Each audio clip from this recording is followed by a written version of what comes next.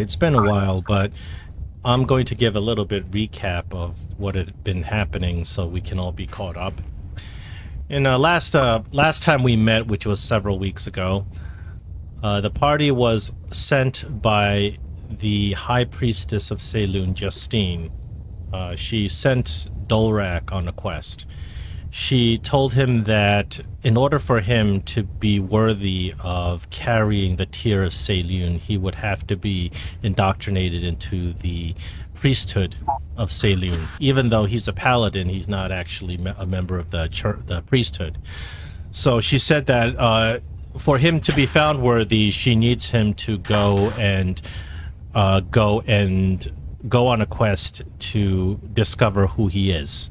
Now, he has a sordid history where he was left as an orphan dwarf in the Church of Saloon, and they suspect that he might be the prince of a dwarven clan that has been taken over by the cult of Shar.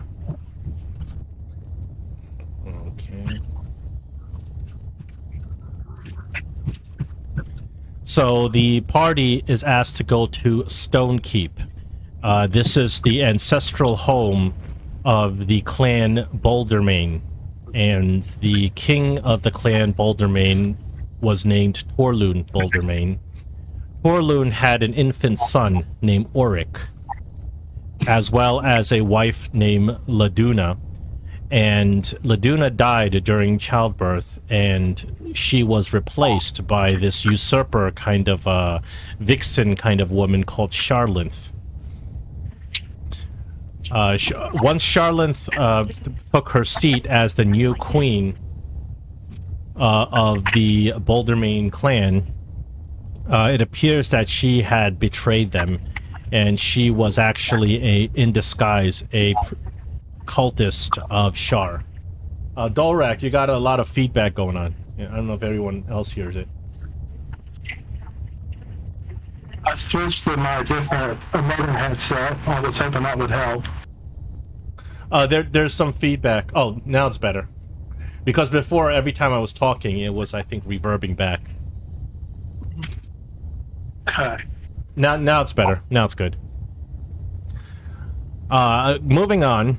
So, Charlinth betrayed the Buldermane clan and betrayed the ancestral home of Stonekeep. She, in the middle of the night, had some sort of deal with the cultists of Shar in which she opened the gates and demonic forces entered and destroyed the entire clan of Buldermane. Now, during the melee and during the attack, one of the subjects of King Buldermane, by the name of Huric Emberforge, he was a very loyal subject, and he saw that Charlinth had been dealing in some cult activity, and when he went to warn King Buldermane, Torlun Buldermane was so smitten by his new wife that he banished Huric. So Huric was banished and cast out, and that's why Huric was the one who actually survived when the Shar cultists came in and destroyed the entire clan.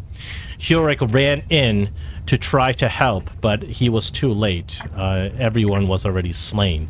However, Huric said that he was able to rescue the infant son, Auric Buldermane. He rescued Auric, was a very, very young child at the time, and also rescued the famous axe of Buldermane called the Revenger. And those are the two items that he took out of Stonekeep that about 100 years ago and brought to the Church of Saloon. The reason he chose the Church of Saloon was that that's probably the safest place to keep somebody who is being chased by the cult of Shar. So that's apparently what Huric told Dorlak when you guys came to see him. Yorick said that he warned that you probably shouldn't go back into the ancestral burial grounds. He told you that you already know what you need to know, don't go back. But Dorlak thought that he wanted to go anyway. So once you went back into the ancestral tomb, this is after sneaking by all the cultists of Shar in Stonekeep. You went below and you found a secret entrance that led you into more tombs and more intrigue. You found the grave of a woman that you believe was Charlene, not Charlene, but you believe was your mother, Laduna. Her spirit was haunted and in extreme pain, and she actually turned into a banshee, but you were actually able to put her to rest.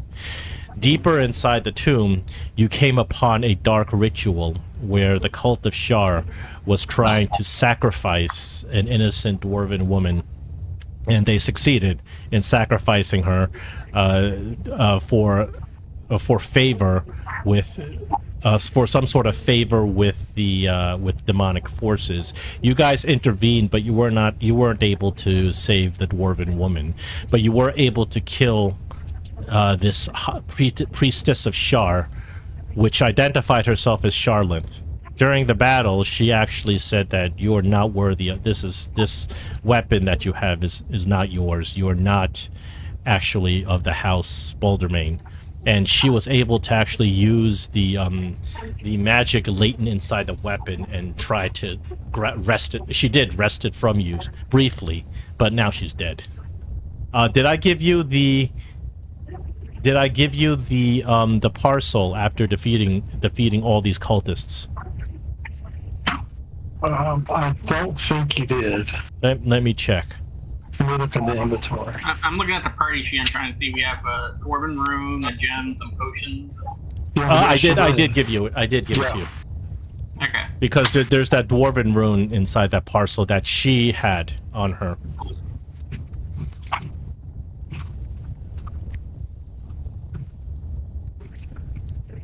Okay. So now, in the aftermath of this battle, Charlene and her cultists lay dead on the ground. Whereas you don't have you don't really have any more answers than you had before you fought these guys, this cult. You guys did a rush in, guns a-blazing, so you really didn't have much time to converse with them. So right now you're standing in a cavernous chamber with the dead cultists strewn beneath your feet. The unfortunate victim of the sacrificial ritual, her soul having been sucked out of her body, the husk of her body is burnt to a crisp on the altar. Also through a wide archway, the trappings of a temple can be seen. There's stone pillars supporting a vaulted ceiling. Broken benches line the center portion of the room. Carved holy symbols, all in reverence to the dwarven gods Moradin and Clangadin, decorate the walls. These symbols have all been ripped down or defaced by the cult of Shar. There are iron braziers that emit a dim glow, and there appears to be a glowing, shallow kind of water. Some sort of magical glowing water pooling in the area to the south. There is a door to the east and a door to the south. Oh, huh. Well, guys, we kind of made a ruckus, and I believe there might be more cultists we might have to worry about. So I don't know what you guys want to do here. Well, we're pretty beat up, and I don't have a whole lot of magic left. We probably need to find some place where we can rest or take a break or something. A lot of our members are wounded pretty well. The Cobalt Press publication describes that encounter you just went through as impossible, which I disagree. It wasn't clearly not impossible. It was difficult. It wasn't impossible. It was difficult, but it wasn't So impossible. this is the problem you see with D&D in general and challenge ratings and how completely out of whack challenge ratings are. Right. Like, it was supposed to be impossible, and you're supposed to not be able to succeed, either die there or run away. Kind of impossible, but obviously you've beaten them. Yeah, that was a really tough Yes, encounter. I agree. It was a very difficult encounter, but you know, it certainly wasn't an encounter where you had absolutely no chance and you can't win kind of encounter. So this is the struggle I have whenever I run, you know, any of these published adventures. Is the gauge of difficulty is always off. Well, we could have easily lost that one, so that was... Yes, you could have lost that one. It was a good encounter. It was a good encounter. Yes, you know. I'm not saying that was an easy walk in the park, but that certainly wasn't, in my opinion, impossible. You know, it's not in the range of there's no way you possibly could have won. Having a Tyrannosaurus helped me. Yeah. Especially, you know, the kinds of abilities you have at 9th level can really throw... alter the nature of combat completely. Colin's gonna check out this mysterious pool over here. Just see if anything he recognizes. The pool is eminent. When you start checking out this pool, you get shivers down your spine because you were just recently had gone through the adventure where you were in your gnomish village that was taken over by TX, and TX had harnessed the power of the Shadowfell. When you start kind of examining the nature of magic inside this pool, it's very akin to the Shadowfell magic. This is shadow magic, shadow weave magic, that's lighting up this pool. So it's also well known that the cultists of Shar do practice shadow magic. They have warlock-like abilities after swearing fealty to somebody in the Shadowfell, either Shar herself or the Raven Queen.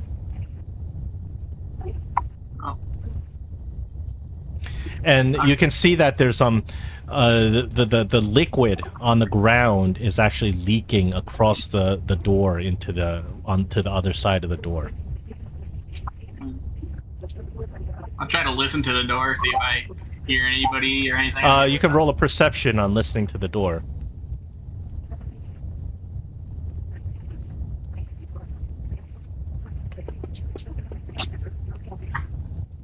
On the other side of the door, you hear some gurgling noises. Not speech, it's just blobby gurgling noises. I'll let the group know and ask for ideas of what we want to do. Well, what about the door to the south? Do we hear anything on their side of it? You don't hear anything on the door to the south. And where is the pool exactly? The pool is, you can see it's outlined in the south. It's hard to see if you don't have it lit up. I'm walking around it basically right here. Oh, is it yeah, because the lighter collar, I see. The reason is everybody has dark vision, so everything is black and white in your view, in a player view. But if you had some light, you would see that it's actually bluish in hue.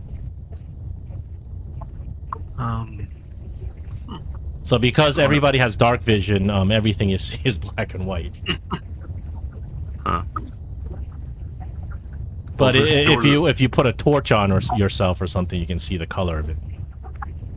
Is the door to the south locked as far as I can tell? It's not. There's no lock on it. It's a simple wooden door without a lock. I would like to just barely creak the door open and kind of peer inside. You creak. See if I can see anything. The door looks like it's been well used. There's footprints going back and forth across the door, and as you open it up, you see on the other side there's a small antechamber. It's an empty chamber, and there's a narrow shaft that pierces the stone ceiling. As you look, there's actually a staircase that goes up the shaft. You feel a slight breeze, and you can smell grass, like outdoorsy smell, indicating that this is some sort of exit. Can I tell, of course, my companions that I feel that this may be a way out? Also, maybe we could use this place to rest, or if we wanted to explore further, that's entirely up to Dorlak. He's kind of the one leading this, but we could rest in there and use it and kind of put some pitons or something in the door to keep it closed, and keep watch on the staircase, and maybe get a rest where we can regain some of our health and some of our magic points. Yeah, I agree with you. Need to take a rest because I have. Okay, what kind of rest would you like to have? A short rest or a long rest? I think we need a long rest, but I'm gonna. I would like. I don't think we're gonna get the time to take a long rest, to be honest, guys.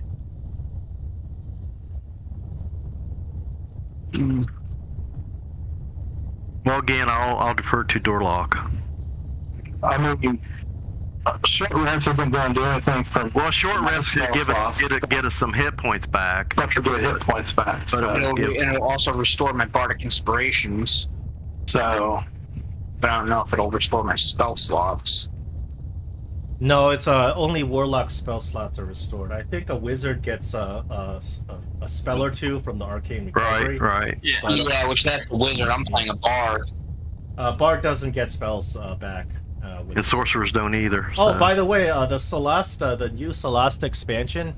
Yeah. It has high level from 12 to 16, and I've seen that. It has warlock and bard. So I've been playing it, but the high levels in Solasta are just so tedious because the enemies have so many hit points. The combat takes forever. Oh wow. And on another note, I finally got to watch the D&D movie. Did you enjoy it? I enjoyed it a Yeah, lot. like I said, it's a good movie. I am so impressed that they were actually able to make a good D&D movie. Yeah, it had a lot of good humor in it, and it was and mentioning the places that you know from the Forgotten Realms. Exactly. Is kind of cool too. No, that's what we really appreciate. People who play D&D really appreciate that you bring in all the lore from for like a red wizard, and actually the gates of Neverwinter.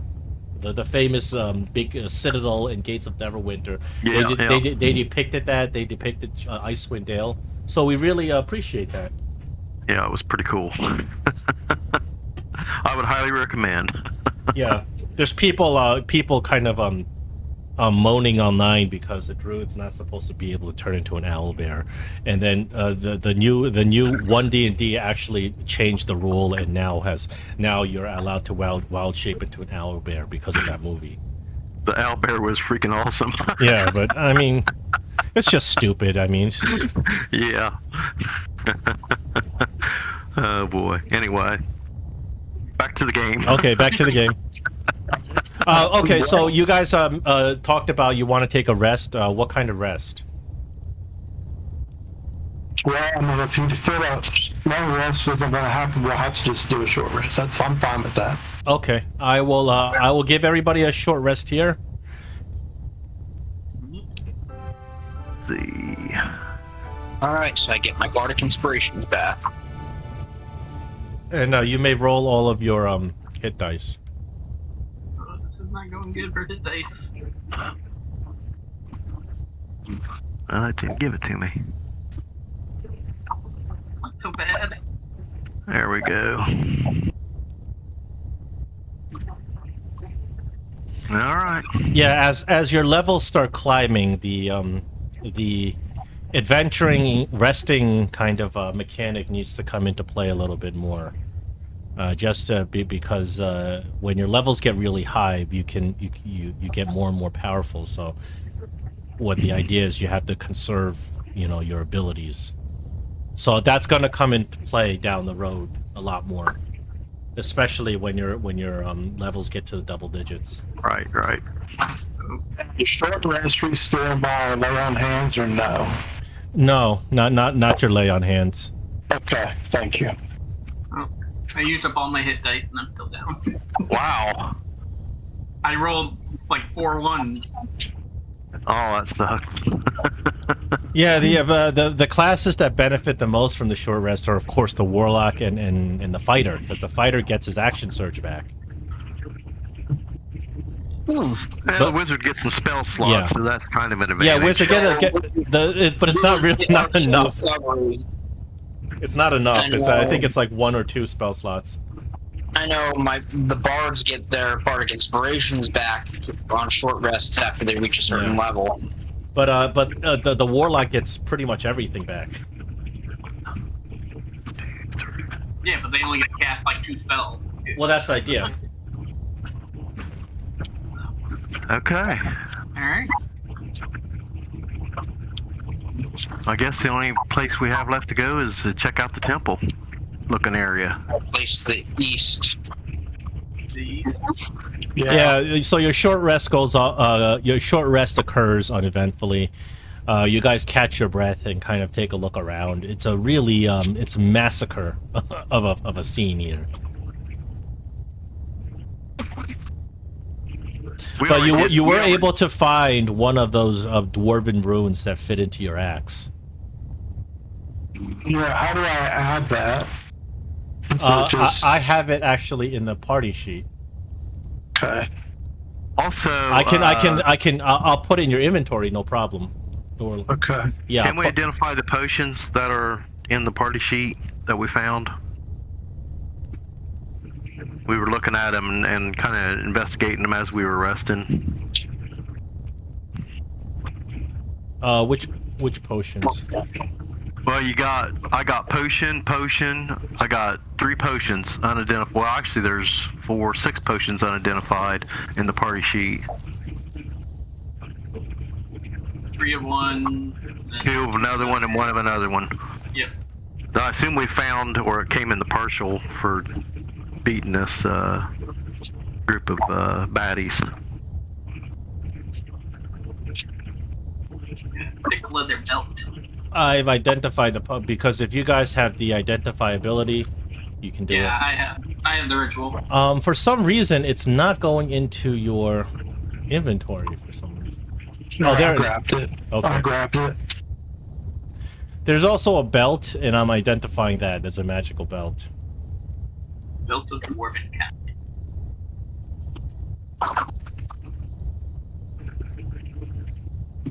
Whoa, that's kind of nice.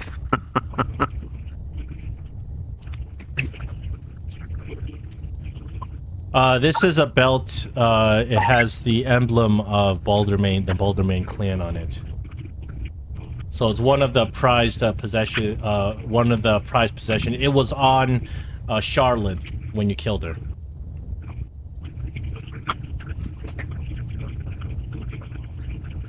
I think Dorlak, you should probably take that. Requires an attunement. It's pretty powerful. Right.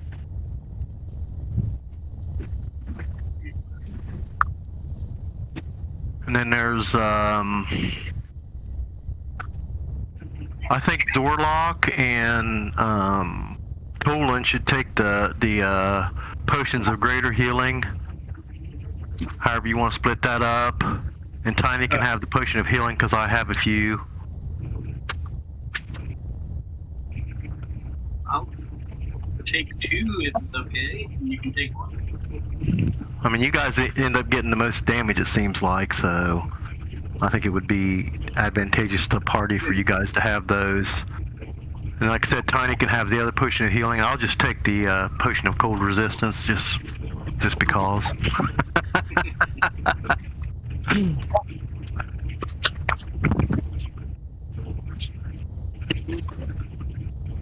Oh.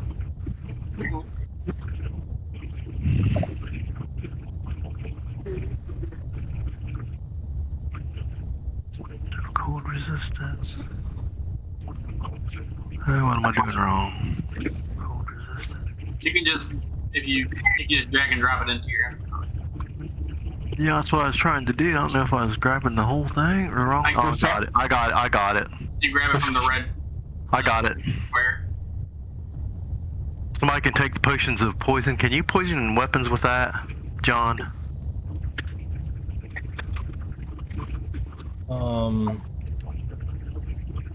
Can you apply poison? I think that I'm not sure.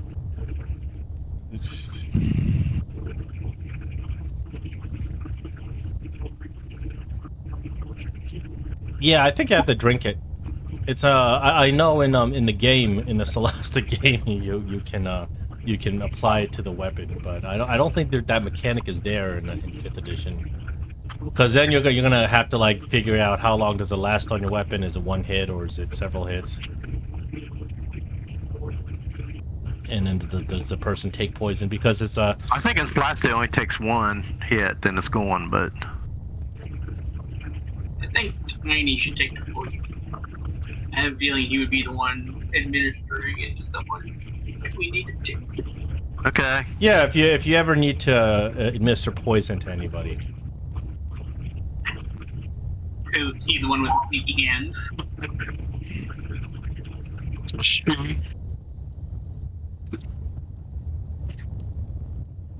Okay, I think we're good. Did Tiny get his healing potion? Here, I'll distribute it. Hey, Tiny, are you there? Tiny's a she. Yeah, Tiny. I'll Did you get distribute your- it. Okay. There we go. be in real life, but my character is a she. Yeah, that's not times. That's all right.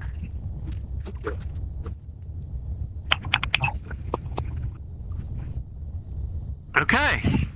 I think we're ready to go. If you guys want to check out the temple, I'll follow right behind you. Now, does that belt automatically, if I equip it, does the effects take?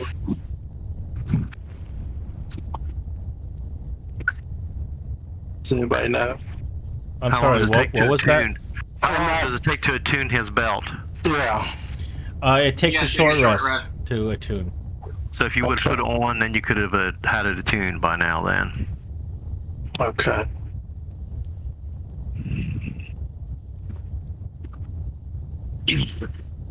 But you'll probably have John, to... is John accepting that attunement now, or save it for later?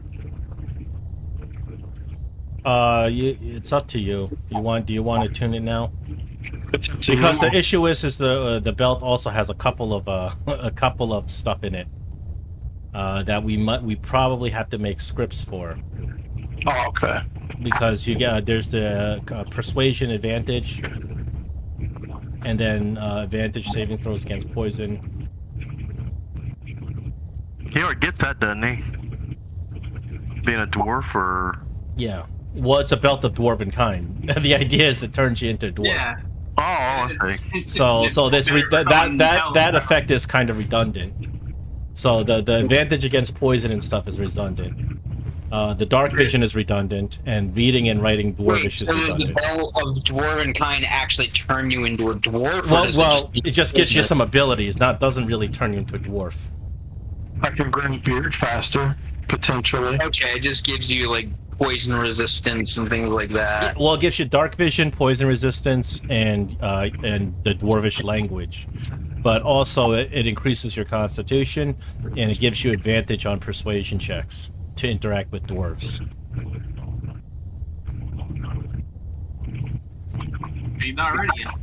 So I guess as far as like stats are concerned, it kind of does turn you into a dwarf, but it doesn't literally turn you into a dwarf. Yeah, and if because he is a dwarf, some of these perks are kind of redundant because he already has these perks.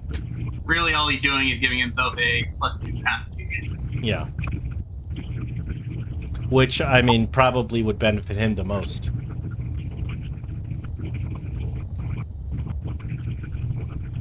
Or Joel. Anyways.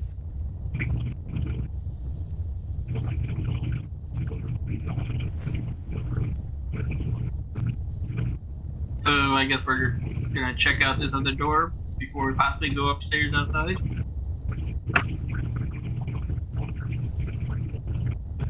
Yeah, the ones to the east, that's what I'm saying. We'll go that way. We'll check and see if they're trapped or anything. These two doors are kind of latched from your side. They're heavily. There's a huge wooden bar that's kind of latching them shut. You don't detect any traps or anything. You can see that this magical Shadowfell fluid is seeping through the door. It looks like it's probably seeping from the other side. Well, guys, you want to go this way, or do we want to leave? What was that, Dorlak? I said, you guys want to go ahead and explore through these doors, or do you guys want to leave and go back? Peek in if you want. Sometimes peeking in can cause us to go into initiation. This is your adventure, so. Have you figured out who you are yet? I figured out that I don't know who I am. Yeah, I mean, I'm not going to tell you, but do you feel like you've accomplished your task here?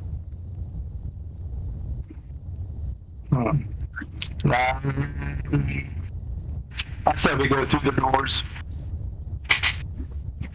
Alright. Like I said, I'm following.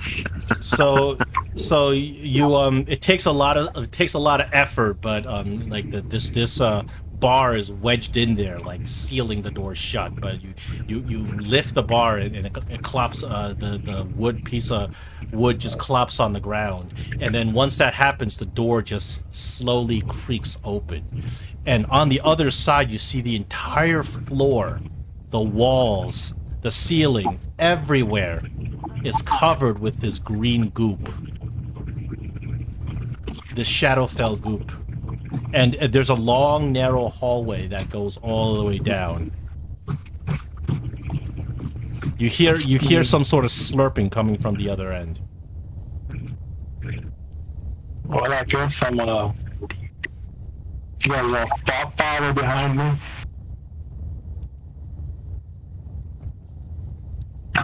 As you take a few steps in, you look at it, and you see that the end of the hallway kind of veers upward, but there's something strange going on. I need a perception check.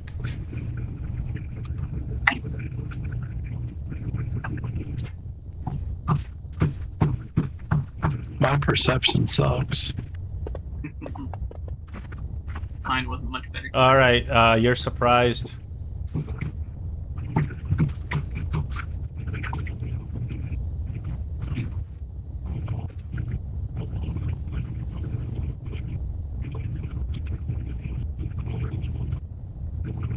Keep on walking. Oh no! Well, Stop where you were. You're surprised by an encounter. Oh, okay. Of course we are. No, you miserably failed that perception check. Guess I should have used inspiration. That definitely would have helped.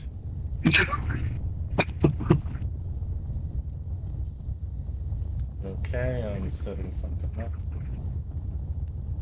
Dang it, Eric, why didn't you guidance it?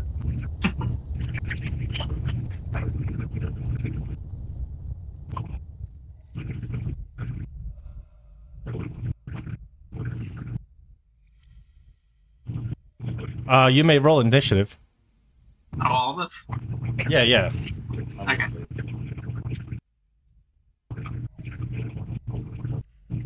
Three. Ooh.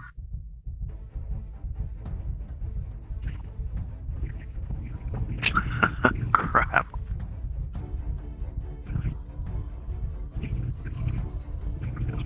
I think the dice even took off this week. Yeah, your unlucky dice, are they back? Yeah.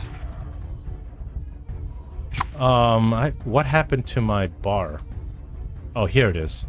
My interface keeps jumping all over the place. That's something Fantasy Ground needs to fix. Just keep the stuff on the interface where it belongs. Dorlak, as you're walking down, you fail to notice that the very air before you, there's some sort of bizarre transparency as a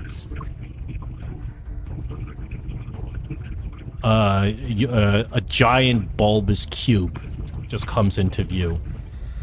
The cube attacks you with advantage.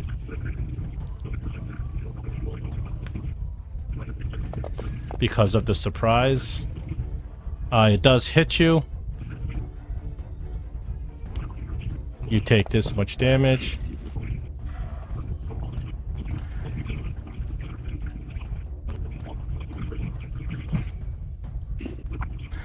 Okay, you're going to make a dexterity saving throw as the cube tries to engulf you.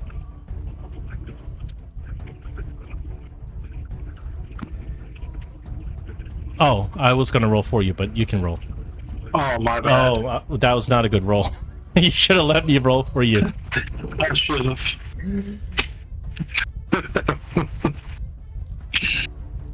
Oh.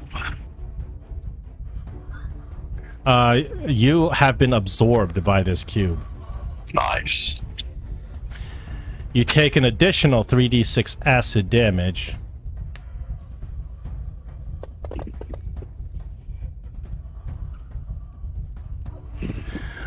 You are completely absorbed by this giant magical cube, and you cannot breathe.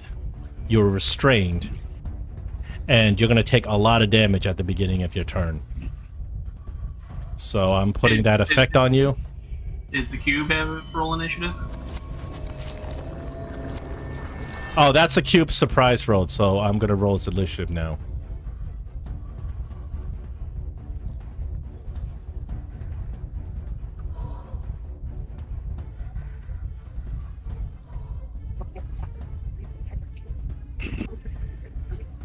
All right, Tiny, you're up.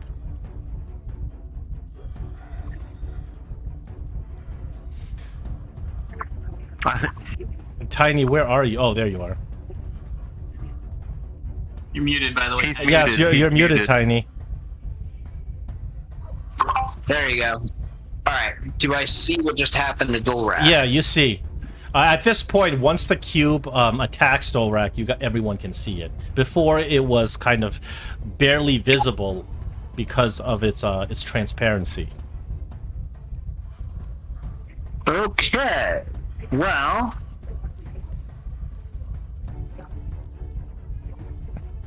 I guess my biggest goal would be to try to get Dorlak out of this gelatinous cube. So, burn it. Go into here. Dorlak, you may use an action to try to wrest yourself out, sort of swim your way out of it. Swim.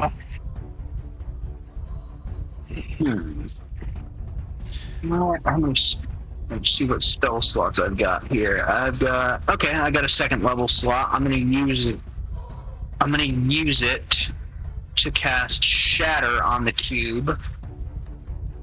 And unfortunately, that's going to hit Dorlak as well. Okay. I can heal him. So you're going to have to target them both.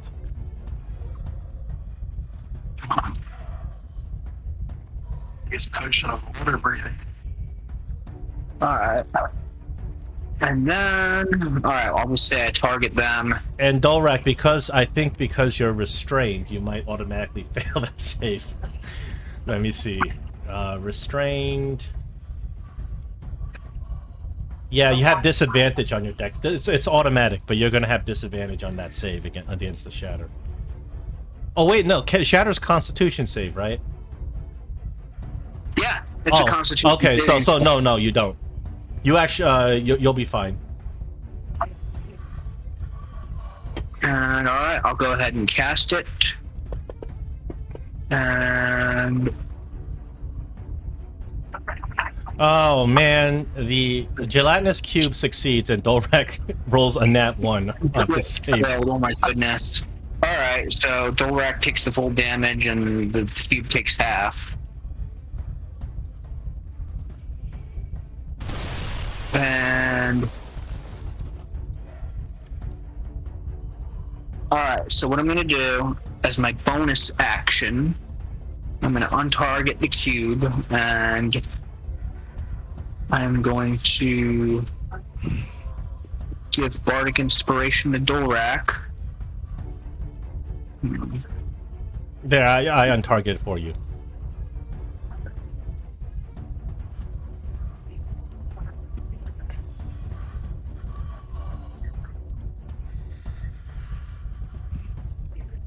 Okay, I got Dorlak targeted, so I'll just pick this. Alright. Okay, good. He has Bardic Inspiration. Alright, I'm gonna end my turn now. Alright, Tolan, you're up. Jolan's gonna run up and try to reach in and grab Dorlak and help him get out. Tolan, you reach in your hand inside this gelatinous cube, and your hand just burns with pain as you grab Dorlak's hand. What you're doing is doing the help action on Dorlak's turn when he tries to break the grapple. As you grab Dorlak's hand and you're trying to pull him, you feel yourself, the acid is just dissolving your hand slowly. What I'm gonna do. Okay. It's the gelatinous cube's turn, and seeing that you're here trying to help Dorlak, the gelatinous cube is going to attack you with its pseudopod.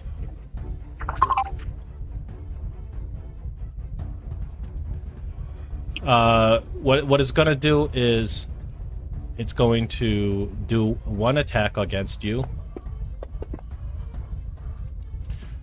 It's gonna hit you.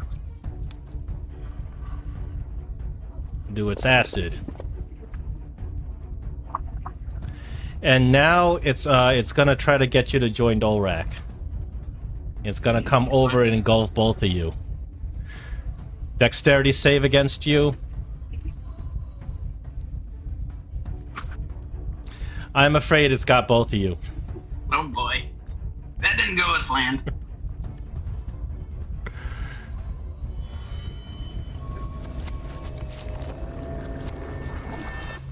And Tolan, you take an additional 3d6 after being engulfed.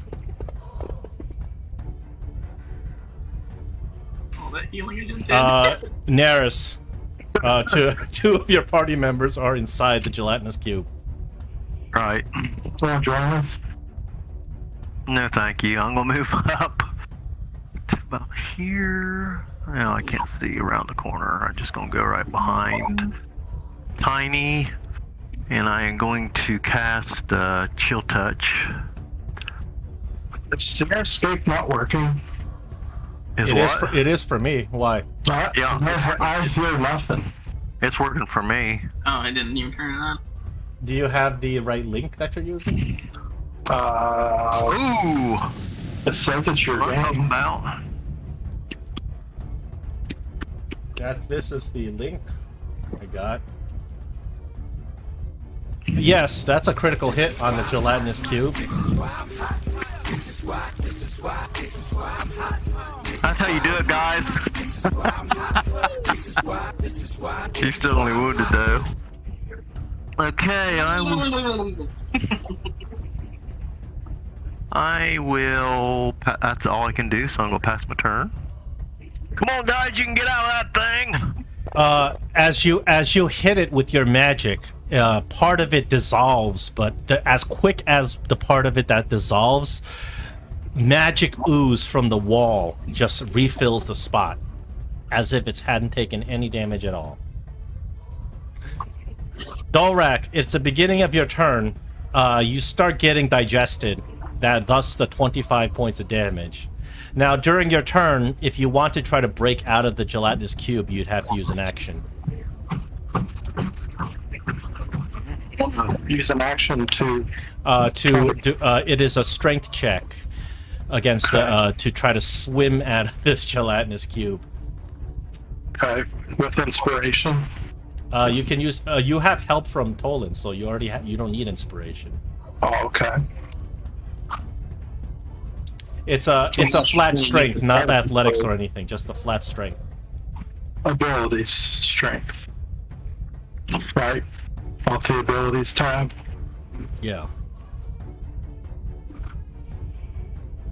You break. You manage to use your overwhelming strength to swim out of this gelatinous cube. Now you have a choice. Do you want to be on its right side or left side?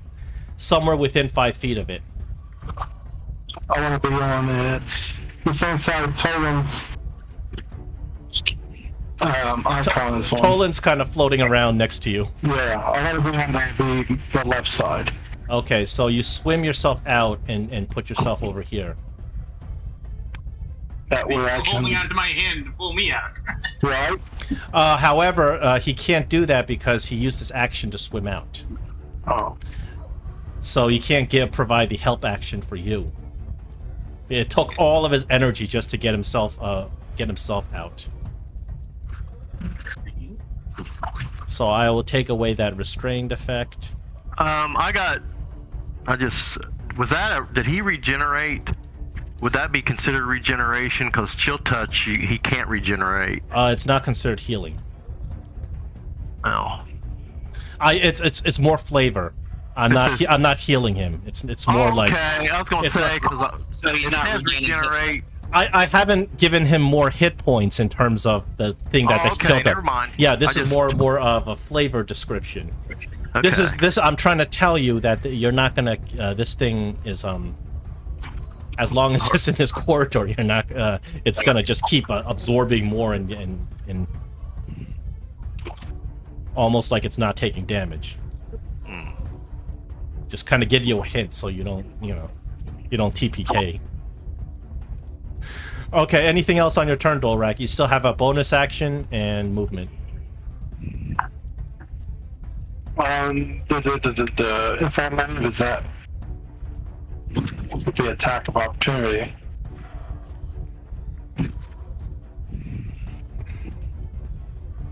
And only my bonus action requires a spell slot. So my turn will be ended. All right. Now we're at Tiny. Okay, so what Tiny Marble Cakes is going to do, she's going to burn a 3rd level spell slot to cast Aura of Vitality.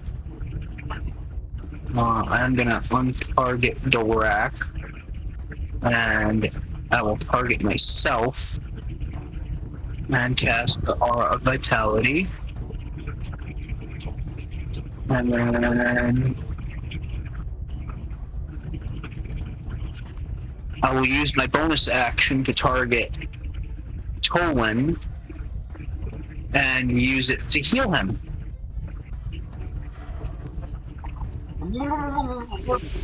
Yeah, Tolan needs it.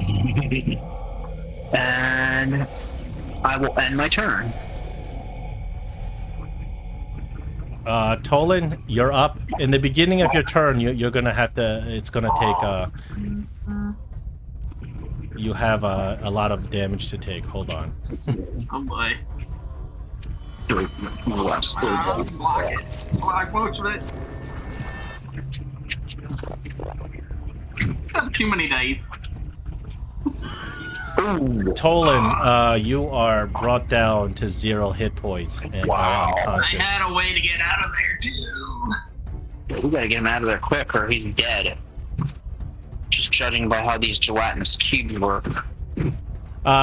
Only thing you can do on this turn is to roll a death save. If you have inspiration, use it. Can you use inspiration on that? Yeah, gives you advantage.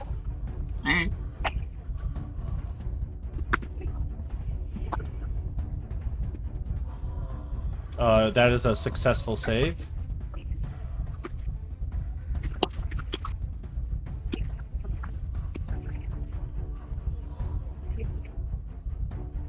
That'd be my turn, I guess.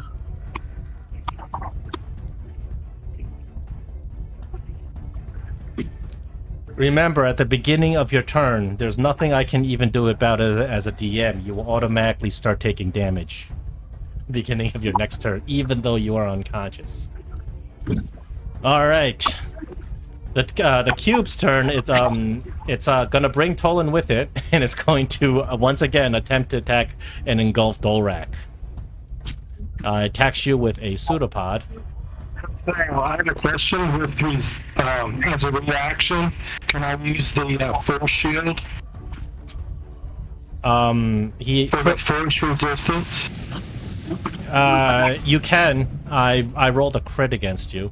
Okay, and then I can't be critted because I have the I might have played. Okay, so in that case, he rolls a 26 against you. Still a hit. It's just gonna take crit damage. Yeah, so you won't be taking the crit damage, but that's a 26. Do you have a reaction you want to cast?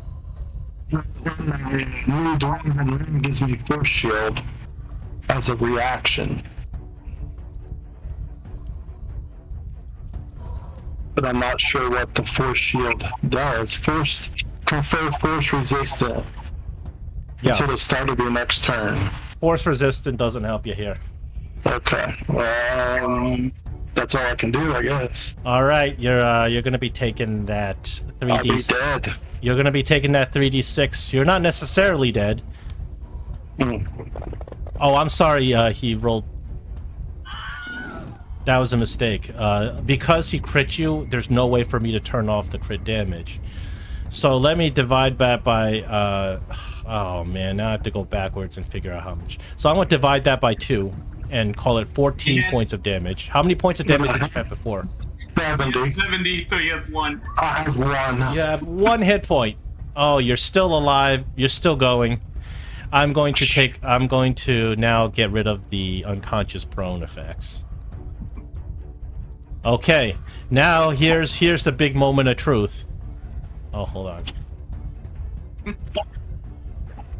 You're gonna see. He's gonna try to engulf you. It's a dexterity saving throw. Ready? Yeah, I'm ready. Of course. All right. Oh no! You don't make that saving throw. You get engulfed, which means you take an additional 3d6 damage. This one will make you unconscious, and then the cube swallows you. Yeah. Been nice knowing you guys.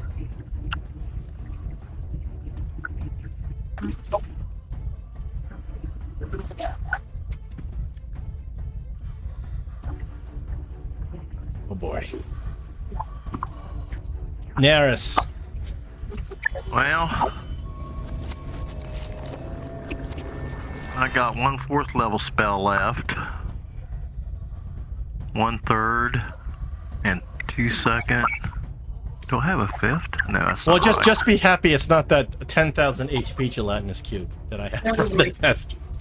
Well, I'm going to cast banishment on the gelatinous cube. Oh, that is actually the if it works, I'll give you inspiration. Go ahead and cast your banishment. Roll it save. Can we banish with it if we're inside it? No, I'm not casting it on you. I'm casting it. Now, before I throw this, I have... Oh, I already used that. Never mind. I'm going to go ahead. I got 1 inspiration, so I'm going to go ahead and use it. You can't... unfortunately, you can't use an inspiration on its roll. On his roll. Okay. You can only use it on your own roll. Yeah, okay. All right. This is kind of the defining role here. See if we're looking at making new characters for it. Actually, no. You got raised dead, right? I do not have raised dead. The gelatinous cube has a -5 on his charisma check, and it is banished. Phew. So your banishment lasts for 1 minute. Right. We fall. The two of you just Onto the drop down ground. unconscious. Well, it's Tiny's turn, I assume, because that would have been my turn, so Yeah. I'll pass my turn. I do a death save roll. Pardon? Unconscious. A death save. Oh, Yeah, yeah, we'll have to Dorlak. go through. Let me pass. Unless- Okay. Oh, sorry, Dorlak, that wasn't. You don't take that damage, so I'm going to. Hold on. Oh, it didn't. If that has automatically given you failures, yeah, I'm going to take that away. Because you don't take that damage. The cube has been banished. Go ahead. Dorlak, just a save. Death save. Okay. That's just a flat 20, or I'm not sure. It's on the front. Just Yeah, go yeah. on You the can go front, to your character page. sheet. On the bottom of your character sheet, right next to your hit dice, there's a Right. dice save. Okay. That's the easiest way to do it because it tracks. It tracks how many you rolled. You have a Save. success on that one. Okay. Tiny. Alright, it is now my turn, so what I'm gonna do is I'm going to use my aura of vitality to heal hold on. I'm gonna untarget Tolan. No, come on. I'm gonna unfeel target Dorlak, and I'm gonna use aura of vitality on him.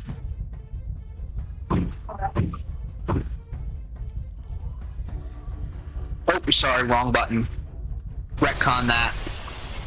Oh. How many times are you gonna retcon Dorlak taking damage? All right, let me. That was my mistake. Sorry. This is what I meant to do. There we go. That gets him back up. So he has 6 HP. And then I'm gonna walk over to Tolan. I'm going to untarget Dorlak. Come on. There we go. Target Tolan. And then I'm going to cast Your Wounds. And because I think I'm out of first level slots, it will be upcast to 3rd level.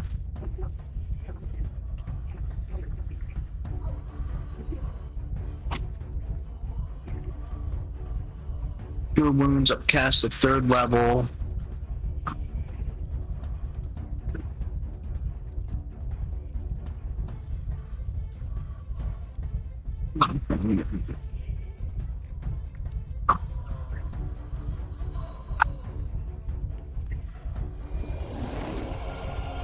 And yeah.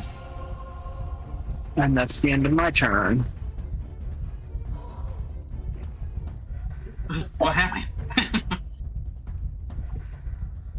And then Tiny Marble Cakes will look at them both and be like,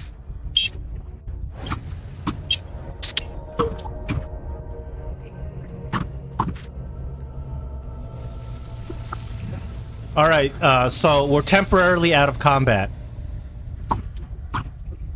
However, just keep in mind, Neris is holding the banishment for a minute. You got a minute to act before that cube comes back.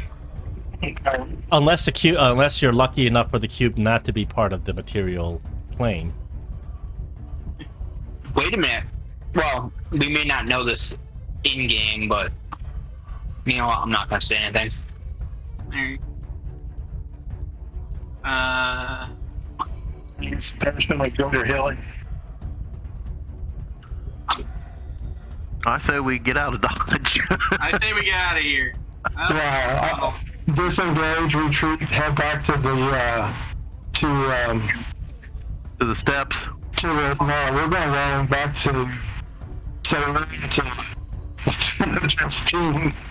Why don't we go back to the steps and go up the stairs and get out of here? That's what I'm saying. Before you go, I would like I think Tiny, since you walked over there, you have the highest perception. I'd like you to roll a perception. Okay. And I think I'm going to burn an inspiration to give myself advantage. Just because? Yeah. Okay. Because I have Yeah, a certain right feeling before you about guys that. leave. Oh, I forgot to put the advantage on. Oh, just roll it again. Roll it a second time out. Just 2 rolls, not take the higher.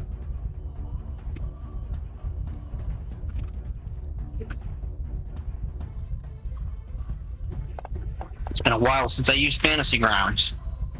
Tiny, you notice that over here on the wall, you can seeing through the transparent goop.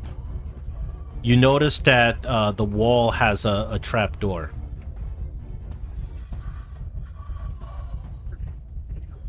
So she'll walk up near it, but she won't touch the goop. Remember, you guys Actually- got a minute to act before Actually, right. that gelatinous cube reforms right on top of you. She looks at the trap door and she's like, meow.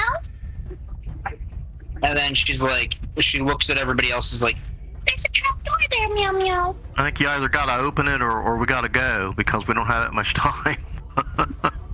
Alright, I'm right.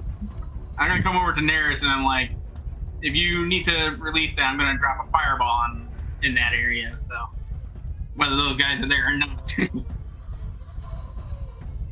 So Tiny will look at everybody else and say, and just be like, shit, meow, open meow trap door. Yeah. Sure, poke it with a stick. So Tiny, you Alright. push against it, and you realize it's going to take a lot more strength. Roll me an athletics or a strength check. No, Dorlak, you're standing right beside her. Dorlak, if you want to take over for her and I push the door. help out, you can do it. Alright. So Instead. how about we both, or we can both push it and Dorlak will just roll with advantage. Yeah, you can help him. Yeah. Somebody Well, just because roll he just got eaten by a gelatinous cube, so and he's like most of his hit points are drained, so yeah, she'll help him.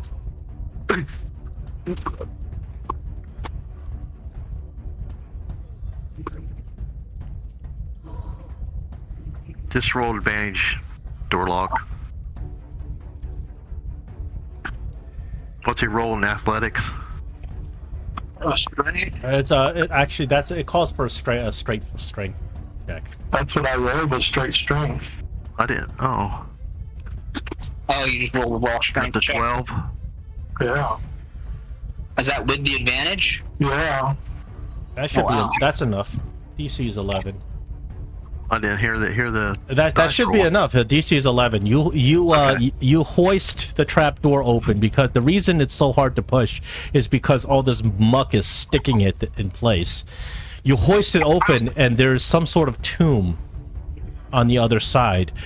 This area is just the stench of decay is heavy in the air here. There's thick layers of dust and small droppings from rats and mice that cover the floor. There's cobwebs that hang from almost every part of the ceiling.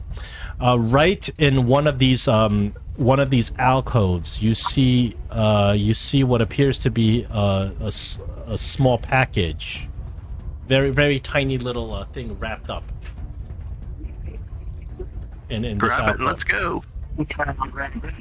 You grab the package and realize in horror the package is not just full of bones, but full of bones and other types of loot. So as you pick up the package, a small skull drops on the ground. And you pick up the skull and you look at it. It's a dwarven skull, but it's a baby dwarf. And then as you touch that package, all the bones in the room start shifting back and forth. And they turn into a big swarm of bones.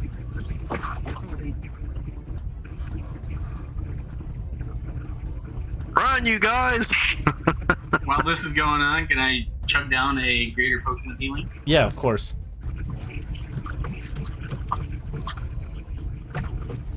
You start. You're running out of here. We don't have to be in initiative right now, Yeah, unless you want to engage the bone swarm. I think we grab what you can and get out of here. D4 plus 4, right? Yeah. So Dorlak, you grab that package. The package has some bones in it and a whole bunch of other loot. There's some stuff in there jingling around. Okay. And we're gonna run. Grab the skull and the loot and Okay, so you whatever. guys start running as the bone swarm comes chasing after Can you. we try to close the trap door, or can it be closed? Let's come on. The problem is there's a lot of slime on it, all over it, and the bone swarm has already taken up the whole space. So the bone swarm comes out and starts chasing you. Okay, tell you what, grab the door and let's shove it back in this door. Close this door. You slam the door shut just in time. Hatch it. Just shove the board in it. You slam the door shut, put the bar on, and the bone swarm doesn't seem to be able to get through this door. As you hear fragments of bones slamming against the other side of the door. Nurse is already halfway home. What am I doing? Why? Yep, let's get out of here, guys. Go upstairs and Okay, so you guys are just gonna hightail it right up those stairs. You're not even gonna check out where it leads. You're just running out. We're gonna investigate. I'm going to go up to the top of it and peer out. I'm not going to just. I need 21 hit points added. So. But when we get to the top of the stairs, I'm going to look around before I stick my. All right. So as you circle up the stairs, it actually leads out into the middle of what appears to be a hidden. It's a hidden, like it's the center of a tree. The tree has been hollowed out, very well hidden out in the wilderness, just a couple of paces away from the wall of Stone Keep. You notice that from where you're standing, from this hidden tree location, there is a path that leads out to the main road, and it appears that this is a path that the cultists have been using to get down here. You look around. For the time being, there are no cultists about. I'm ready to change my hit points to 58. Well, guys, I think we try to be as stealthy as possible and head up the path and try to get out of here. Stay behind the trees and just try to keep out of sight. Yeah, hopefully we can find Herc. I think you got some questions for that other dwarf. Yeah. All right, so you guys made it out of that alive, barely. That was a close one. That was a close one. I'm gonna change my hit point. You all about got me killed this time. What do you mean? Nothing happened to you. You No, but once you guys are going, I'm dead. Oh. Okay. All right, so Dorlak, you once you guys get to a safe location, so out in the middle of the woods where you're at least certain there's no more cultists following you. Dorlak, you take this package that you picked up, and you realize the package was sort of a swab for an infant. You uncurl the package, and you find a ring on the infant's hand. The ring is crested with royalty of the Buldermane clan. And I am learning Buldermane. Yeah, you surmise that this is Prince Ulrich Buldermane, who you were wondering if that was actually you. On top of that, Prince Ulrich was bundled away with a whole bunch of dwarven runes, an emerald, and a whole bunch of dwarven platinum. Wow.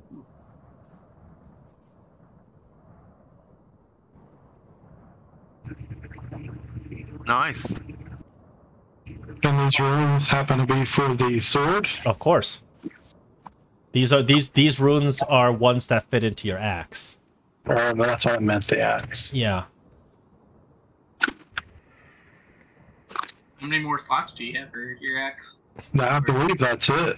I think it was 6. When you look at these runes, you realize that the elemental runes cannot be inserted together. You have to choose.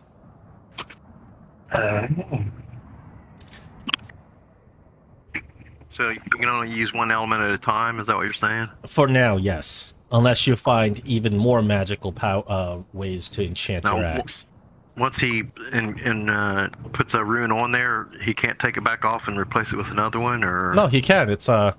it's like an attachment to a Yeah, that's what I was thinking. rifle. Yeah. So it can be changed out daily. Okay. I will put this loot bag into the party sheet. You can gather it up later. But you also, of course, you find the remains of what's obviously Ulrich Buldermane, as well as the royal sigil ring. So now you kind of look at these bones, and you really, all this time you thought that you were Ulrich Buldermane.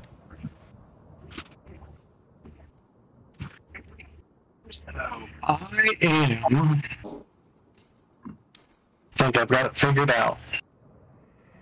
Do ya? Yeah. Do you have it figured out? Yes. I'm actually Hurrick's son, and he was playing it off since he was excommunicated that he could play me off as the king so that I could be raised in the church because he wasn't able to take care of me himself. Well, Dorlak, since you say that, I think that you being able to figure out what the conclusion of the story is on your own is wonderful. I would give you inspiration, but you're full on inspiration. So for being able to figure that out, I will give everybody fills up on 3 inspirations. Everybody. Oh, so we all max out our inspirations? Everybody max out your inspirations. Good job, Because Dorlak is able to figure out the mystery in the story. Wow. Question is, what was he able to axe then? Unless I was just yeah, I'm very impressed you're able to figure that out.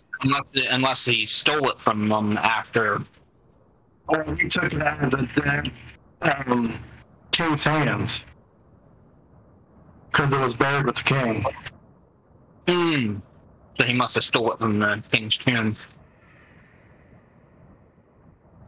Do you still need to go talk to this guy? Well. The last you saw of him, remember when you first came down into the crypt? He was saying run, and... Yeah, you guys were about to kind of go upstairs. When there were a whole bunch of cultists started coming around looking for you, and he distracted the cultists. You guys ran back into the tomb, but the tomb's doors closed. So that's the front door of the tomb. That's the last you saw of him. He was distracting those cultists away from him. There were about 20 of them. So, I know who I am.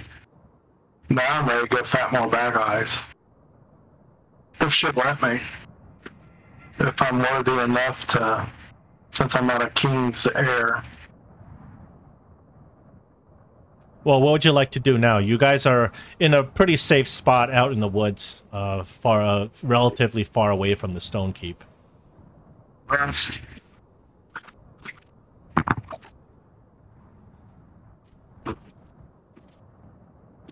Well, Dorlak, I mean, I don't know if you want to try to find your possible father before we leave, but I think there's more important stuff to do right now is to go save the world.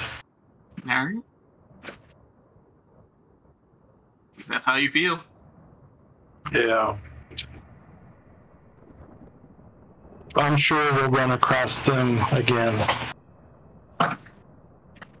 All right, so you decide you won't. You're not going to go back after Hurrick. You're just going to head back to the temple, correct? Yeah. Okay. In that case, I will give everybody a long rest because you're on the way. You guys start heading back to Waterdeep. I'll give everybody a long rest. Dorlak, can I at least make a suggestion? Sure. Maybe write a note and have Neris's familiar drop it off by the cave that he was using as a home. That's a good idea. Is it close enough? Where? To wherever Hurrick is, if I'm going to send my familiar, it has a limited range. Oh, yes. Familiar. Yes, it is. The familiar, you can give it It's an not option. Yeah, what you're talking about that place that Hurrick took you earlier, the safe cave? Wherever Hurrick is, if I'm going to send a note via my... Well, you don't know exactly where he is, but you know that he took you to that safe cave where he's been camping out. Uh-huh. Yeah, so I'll write a note. What do you say? What do you say on a note? Dear Hurrick, I understand why you didn't want me to go down to the tombs, and I just want to tell you that we went down, we ran into some trouble, we took care of it, and I believe I figured out why you didn't want me to go down, and I understand your reasoning. And we're going to go back to the Church of Saloon now. And I just wanted to let you know that I know you're my father. And we will see each other again. All right. So, Neris, your familiar, takes the note and flies off to Hurik's cave to drop it off. Okie dokie. All right. Now's a good time to take a little break. Mm-hmm. All right. Are we ready to go? I'm good if you're good. Okay. So at this point, the party makes their way back to the temple in Waterdeep and you go back to see Justine, the High Priestess, to kind of report your findings. You approach her. She's at the altar doing her priestly duties and incantations. And as you approach her, she kind of turns around and just looks at you nonchalantly, and you explain everything that you went through when you went to Stonekeep. You tell her about how you had gone to the ancient burial grounds, and you had discovered the remains of the King Buldermane. What else do you tell? What do you tell her about the truth of what you found down there and what you deduced once you found the remains of Auric? I would just explain to her that I'm actually the son of Auric Emberforge, and that we found the remains of Auric Buldermane, and we also found the remains of his mother and father, and that I'm not actually a prince. Mm-hmm. And she looks at you kind of inquisitively, and she says, "And what do you make of that?"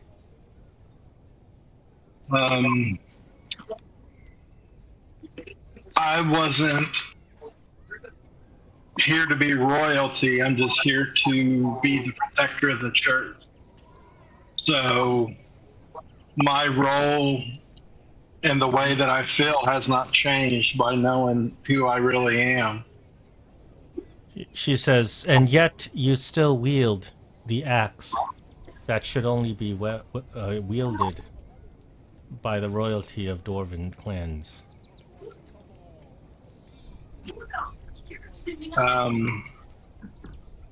I can grab another axe, or I can wield this one. I don't have to have a special weapon to be a soldier for you in the church.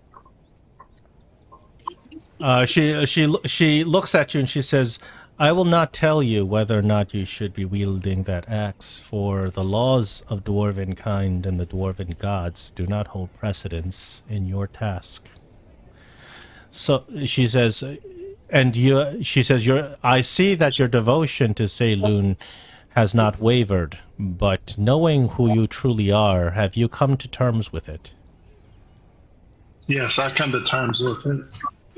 And she says, "So what says Huric, then?" Had he explained himself? He has not. I didn't go back and look for him after we figured out what was going on. But we did send him a letter by a bird of flight, and we came straight here to continue this mission that we are on. And she kind of looks at you, and she thinks for a second. She says, "Your devotion, your faith to Saloon is unwavering as always.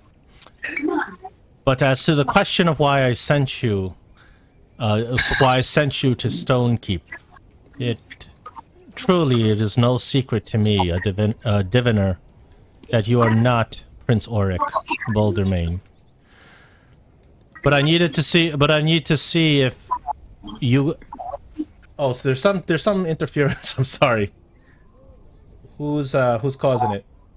Tiny, you got some background stuff going on. Thank you. Yeah, you can just unmute when you need to talk, please. Or it's sort of like a push to talk kind of thing. And she says, I sent you to find yourself, not to think that you may be royalty or a prince, but I sent you to meet your own father. Interesting. She says, nonetheless, I find your faith to be unwavering. I believe that at this time we can tentatively make you a priest. She asks one of her servants to come around, and she has this really intricate ceremonial priest robe. As she hands you the robe so you can put it on, and she does the rites to ordain you as a priest. And she says, she says, now I name you Lunar Sir Dorlak, protector of Salian. And with the privileges of priesthood, she says, I place the tear of Saloon, our most sacred artifact, in your care. And she ceremoniously hands you the tear, Saloon. She says, the will of Saloon, her very essence, is contained within this tear. Holding it is holding divinity itself. He says, take it and go with a blessing. Go with my blessing. She says, spread the righteousness of Saloon across the land. Fight darkness where you must. And then she kind of turns around. She says, I've agreed to Durnan's demands. The rest of she says, the rest of what we shall conduct with the tear of Saloon and the discovery of the historiophage shall be done inside the Yawning Portal Inn. This is because the vortex of magic allows a certain protection that even the temple cannot. When you are ready, you will meet them, both Durnan and Elminster, at the Yawning Portal.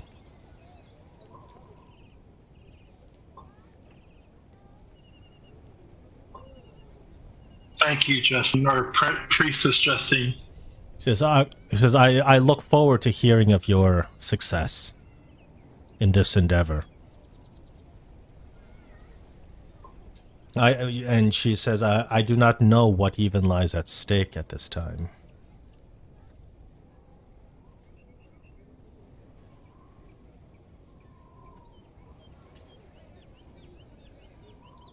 So she dismisses the party, and you guys may take your rest, but when you're ready, she says, go visit Durnan at the Yawning Portal Inn. Fair enough.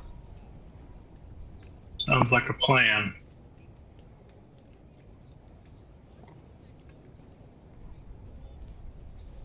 We go and rest. So everybody's bought everything we need. Yeah, it looks like, well, yeah, we went through all of that. Looks like everybody's got their...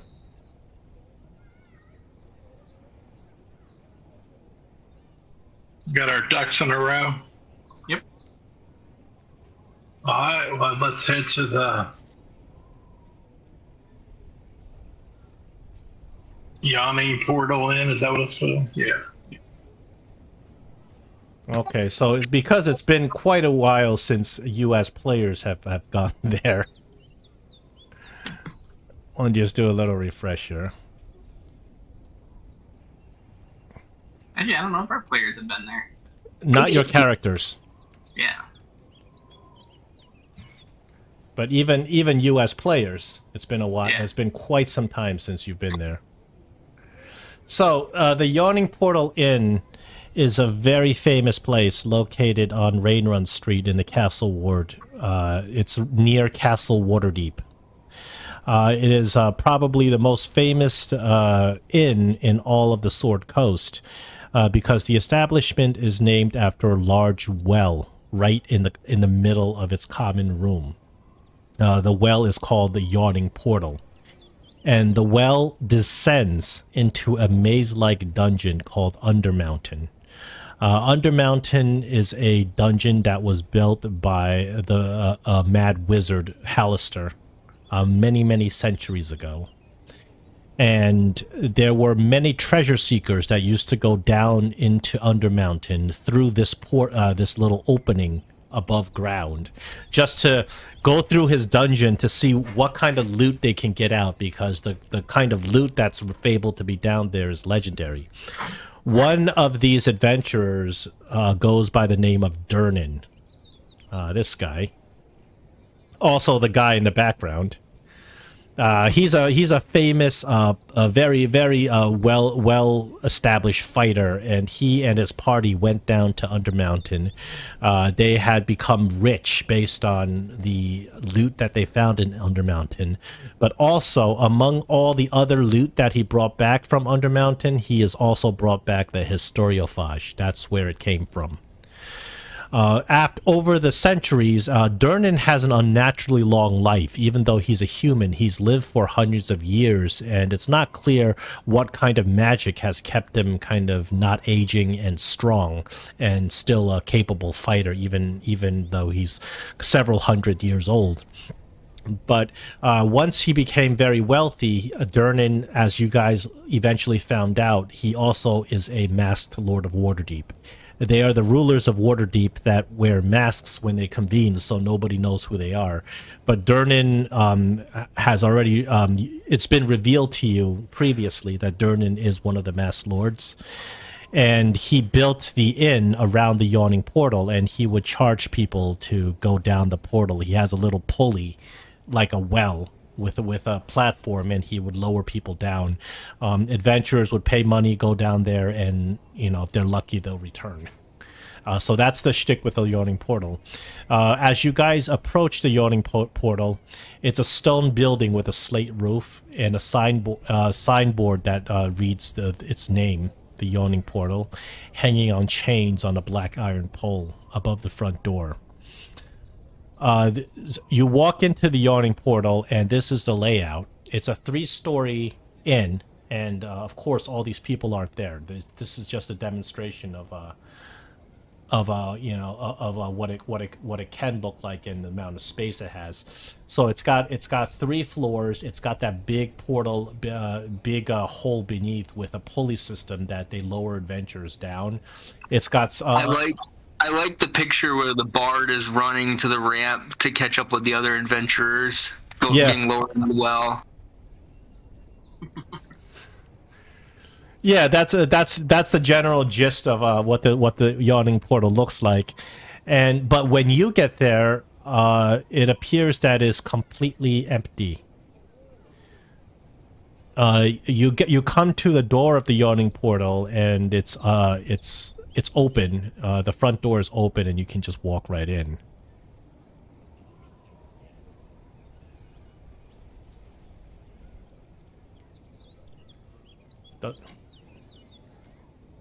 Well, might as well go in, guys. I wouldn't mind wetting my whistle if we could find someone to service.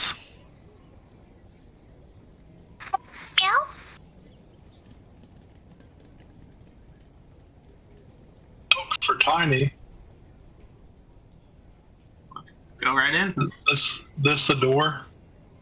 Yeah, the door's on the side. This is not it's not a combat map. It's not even gridded, so you just it's just to show you the floor layout. Oh, it's even token locked. Into the bar. Looking for dirt. So you guys walk into the Yawning Portal, and it is just strangely quiet. It appears that it's closed for the day, even though the doors are open. The servers have all gone home. Most of the fires have been put out. The only thing that is remarkable is that it appears that the back room is open over here, and there's a little candlelight coming from there. Coming in, meow meow.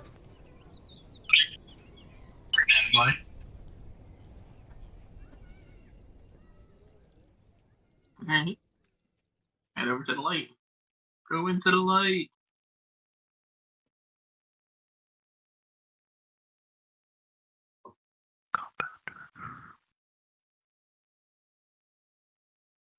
Okay. Why is the door open? I'm hollering. Is there anybody here? I helped you. So as you're walking to the back room, you hear Durnan's voice. Back here. The other room. The other room. So you hear it coming from the room to the north.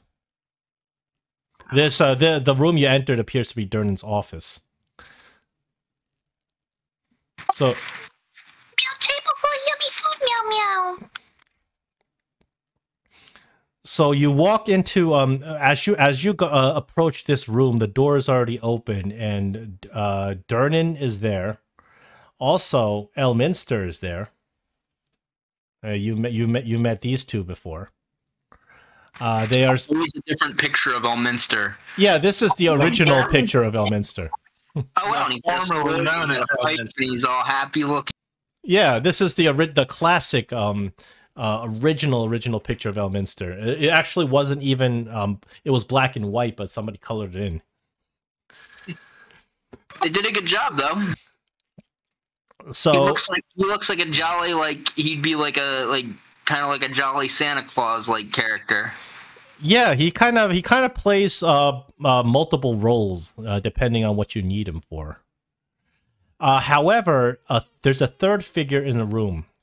It appears to be a female figure, but you can't make out her features because her face is covered in a dark black robe, and she's sitting in her corner with her legs crossed and her arms folded.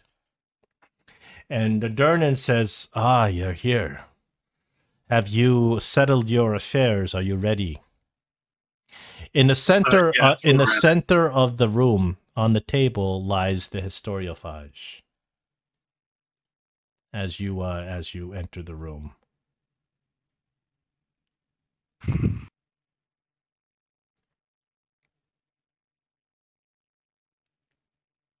I believe we are ready. I don't know about you guys. I'm ready. Has this group actually met Elminster or the this group Elminster at the church, remember? Yes, previously or the lady I meant, or the lady. The lady, you don't even know who she is. We don't know who. Well, then I wish to introduce myself. I said I know the other two, but I wish to introduce myself. I take a bow and I bow to the lady in the corner, even though I can't see her, and say it's a pleasure to meet you. My name is Naris, and I'm with these good adventurers, hoping to do some good in the world. So Elminster sort of interjects, and he says, "Oh, please excuse our friend. I will introduce her in short order." Very well. She doesn't move. She just sits there like a statue, just kind of giving a relatively eerie presence to the room as you guys go in and sit around the table. And once you guys get yourself situated, of course, Durnan brings in some leftover refreshments. Durnan says, "I closed the inn down for the rest of the day because I knew you were coming, and there's important work to be done. We can have no distractions." I'm impressed that you knew we were coming. Did you receive a missive? Justine has sent word. Yes. Yes. Let's get to it then. So so the four of you sit down along with Elminster and Durnan, and Elminster puts his elbows on the table and leans forward, and he says, "As you may all know, we face a threat, an evil that we are yet to understand. and it has something to do with this book, this historiophage. He says just to catch us up and summarize what we're facing. The historiophage has an astronomical amount of power. It appears to exist both in and outside our very plane of existence. The historiophage appears to create an aura of magic that is endless and boundless and possibly consumes the entire universe. But within this aura, it appears to be causing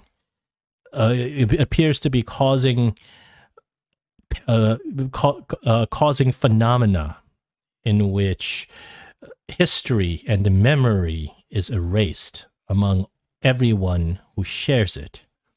Stories, adventures, outside, he says, within these books, and Durnan places on the table some of the stories that the adventurers have been through: the Sunless Citadel, the Hidden Shrine of Temoakan, and also, of course, the White Plume Mountain.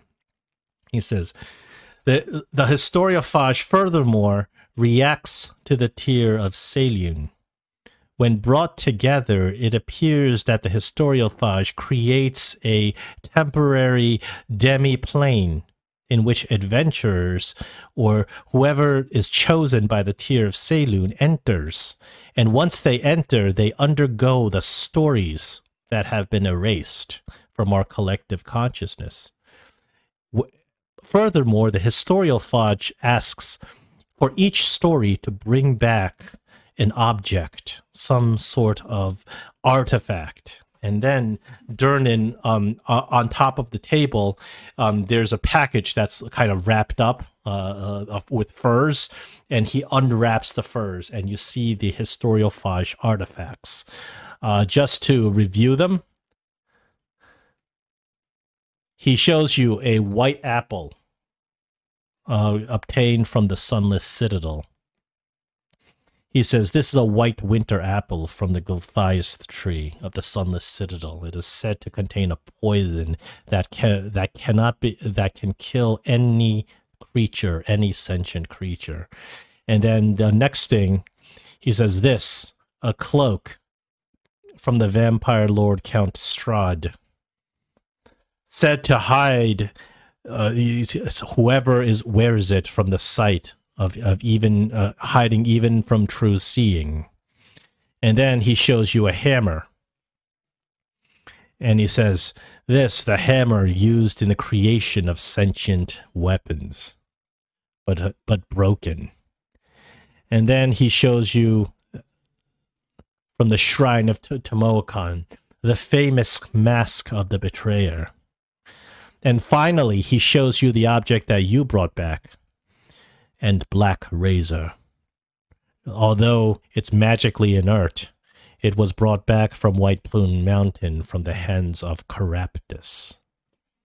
He says, what these items have in common and what they are used for, we do not know, but we do know when these items are brought back and put before the historiophage, these stories that are erased, they return. He says, and then Durnan says, I do not know if reinitiating or bringing back these stories into our memories, I do not know if this is fixing what has happened. But as you know, there is an apocalyptic event that appears to be on a horizon. Black spheres appearing in multiple places across the lands.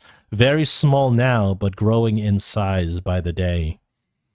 And Durnan looks at Elminster, and Elminster says, spheres of annihilation. Magic that cannot be tethered, that goes beyond the weave. He says, very powerful. Durnan says, I do not know how they are related to the historiophage, but we must guess that they are. For every time we bring back one of these artifacts, these spheres recede. And then Durnan looks at all four of you. Any questions? So it's just a simple smash and grab type of thing. Smash and grab. Well, I wish it were so. It depends on the nature of what the historiophage wants and how to obtain it. For this is our dilemma. And Durnan opens the historiophage, and when he does so, Elminster kind of raises his hand to start putting up a barrier spell around you, so that the evil taint of the historiophage doesn't consume everyone. And as he opens it up, a foul, dark wind blows out of it, and its pages start spinning around. But Durnan holds it down with all of his might, and he reads, "Bring back the unbeating evil heart of a nation ruled by death." And then Durnan takes out a blank book. The blank book starts writing itself. The title of the blank book writes itself. The title says "Dead in Thay." He says, "It appears this is your task." The unbeating heart. What? The unbeating evil heart of a nation ruled by death. He says, whereas in the other books, this task seemed to be a riddle that we did not know until the willing participants entered the stories. This time we know what you are looking for. The unbeating evil heart of a nation ruled by death. And then Elminster cuts in and he says, "The historiophage asks of you to retrieve the phylactery of the High Regent Zaztam, High Lich, ruler and Zulkir of necromancy of Thay." And he kind of looks at all of you. So, Elminster continues to explain who Zaztam is. He talks to you about the land of Thay. Now, this is common knowledge. Everybody knows that there's a land of Thay. It's far to the east of Faerun. It is a fairly lawless land, a harsh place. And within that land, there is a small country called Thay. That country is ruled by evil wizards called the Red Wizards. It is a mageocracy. Even though the Red Wizards rule the country, it also has, it's a country in itself. There are also governors and rulers called Tharkians. So the Red Wizards are an organization of evil red mages that seek power. Thay is also a slave nation, which is why it has never had good relations with the Sword Coast, which outlaws slavery. As a matter of fact, politically, there has been recently a really severe conflict. Only about 5 years ago, the nation of Thay attempted to invade the Sword Coast by using a magical portal that extended vast distances. The portal was big and wide enough that they were able to transport themselves as well as demons onto the Sword Coast. This is the northern end of Sword Coast near Luskan, where they landed. And it took a massive amount of effort by the Lord's Alliance and all the city-states and nations of the Sword Coast to close the portal and drive them back.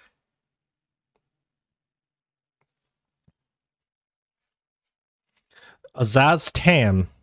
So the rulers of Thay, the high rulers of Thay, there are 8 of them. each corresponding to a circle of magic. Zaz-Tem is the Zolkir. That's the eight of the eight rulers of Thay. He's the Zolkir of necromancy. There was a coup many years ago, many decades ago. In the past, the eight the eight Zolkirs used to keep each other in check, and they were the ultimate rulers of Thay. But Zaz-Tem was the ruler. He usurped the prior ruler, and he took total control and took total dictatorship of the wizards of Thay. He became the ultimate high ruler of Thay. Once he did this, he forced every single Zolkir to become a lich, so that they would live forever, so they don't pass their power on to descendants. So now, in order to be a Zolkir of Thay, you would have to enter lichdom. And Zaz-Tem himself is a lich and the highest of liches. Therefore, not only is he possibly the most powerful lich in the Forgotten Realms, but he also is the ruler of the most powerful magical nation in Forgotten Realms. And your task is to retrieve the lich's phylactery. Now, if you, it's common knowledge that what a phylactery is when a person chooses to become a lich, he sacrifices his soul to become undead. What he does is he has to take his own soul and bind it to some sort of object. Now, that's the object can be a variety of different things. Sometimes it's a body part that is preserved. Sometimes it's like a magical item, like a sword or a skull or a jewel. But that object becomes the lich's phylactery, which means it houses its soul. So as long as the phylactery exists, the lich can also always come back. It doesn't matter if you destroy the lich's body, it will reform. That's what gives the lich everlasting life. However, if you destroy a lich's phylactery and then destroy the lich's body, you can destroy the lich for good. But being Zaz-Tem, he is the most powerful lich of Thay. His phylactery obviously would be very well protected. This is not, the location of the phylactery is not something that a lich would advertise to anybody. It's usually very well hidden. And then Durnan leans over. He says, "Are we all understood on what your task actually is?" Meow. Meow, have a question, meow meow. He looks at you. He says, "Yes." Aren't liches supposed to be like really smart? Or if he is actually really, really smart, like, meow, imagine that most people who use magic are really smart. How meow meow know that he doesn't just put his phylactery into just a grain of sand, just a random grain of sand? That might be impossible to find, meow meow. Oh, there are rules on which, in which not every soul is compatible with a certain item to create a phylactery. It may be that a lich is bound to create a phylactery out of a certain jewel, and this is what is compatible with his soul, and it has to be of a sufficient size to house the soul. A grain of sand is too small to house the soul. He says, whatever it is certain that Zaz-Tem knows exactly where it is and is kept under the most secretive of guard. And then Elminster kind of interjects. He's like, he says, "But we have one thing to our advantage. I happen to know where his phylactery is." Elminster kind of cuts in. Zaz-Tem keeps his phylactery in the most heavily protected of all dungeons, of all vaults inside the entire land of Thay. It is a magical place, a demi-plane known to very few. It is called the Doom Vault. It is directly under the capital of Thay, called Thay Mount. There is no way inside the vault except with magical means, and no way out. There is no possibility of teleportation inside the vault. The vault is warded by multiple magical sigils. He says the only way to enter the vault is if you are allowed by a red wizard of the highest rank, such as Zaztem himself. What'd you say the vault was called? The Doom Vault. Okay. Maybe we can ask him to if we could borrow his phylactery and explain to him what's going on, meow meow. Elminster chuckles. If only I could. If only I had such a line of communication with the Lord, with the Zulkir of Necromancy. I am afraid that the entirety of Faerun is a mortal enemy of Zaztam. With the Historiophage consuming everything, wouldn't he be concerned about his land being consumed as well, meow meow? This I do not know. He says, I do not know how much Zaztam knows of what is occurring with Historiophage. No doubt he is aware of the black spheres, the black flame that has arisen throughout the lands.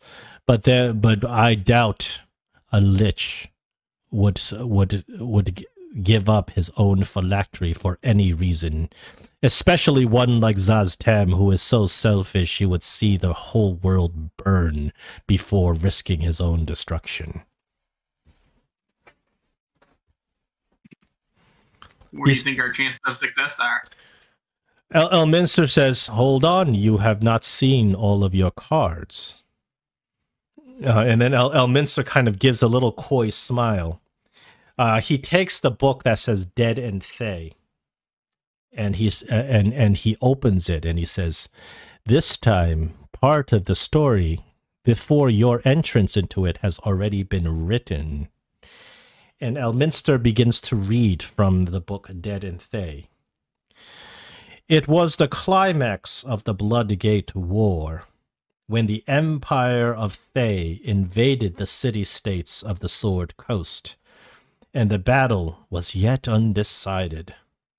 Zaztam led the ferocious demonic charge from the Bloodgate Nexus, though little did he know that within the rich and prosperous city of Eltabar, deep in the heart of Thay, a conspiracy was brewing, one that would ultimately destroy the Bloodgate Nexus and ultimately Zaztam himself. Elminster kind of reads excitedly. As you know, this is a story that the Historiophage has erased, but this paragraph is here, and it gives us one very important clue. He rereads, it was the climax of the Bloodgate War. And Elminster says the Bloodgate War was 5 years ago. The climax of the Bloodgate War was a battle in Luskan where Zaztam himself came to the Sword Coast surrounded by demons, and we beat him back. Can you post that paragraph? I don't have... do I even have it on me? Oh, okay. No, I have this on a just sheet of... Just than typing it all. I can't keep up. Hold on. I have it on a sheet of paper. I might... Oh. Hold on. No, I can post that paragraph. I'd have to... I will post it in the role-playing forum just to make it a little bit easier. Okay. Yeah, I don't type that fast. No, you don't have... No, this is just... Yeah. You don't have to obviously sit there record everything I'm saying. It's a lot of stuff. But that's just how... Okay, what I'm doing... I'm posting that paragraph I just read in the roleplay thread. Okay. So you guys don't have to. You guys have a record of it. You got it? Okay. Cool. Yep.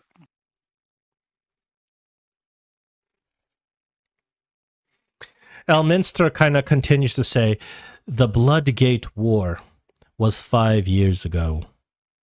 He says, at that time, Zaz-Tam was fighting ferociously with his demonic allies, surrounded by his 2 Balors, as he fought viciously against the Lord Alliance and the Emerald Enclave. He says, but he was in the Sword Coast. He was not in Thay. He was not in a Doom Vault. He says, I believe wherever the Historiophage sends you, Zaz-Tam will not even be there. That is possibly your only chance to enter the Doom Vault.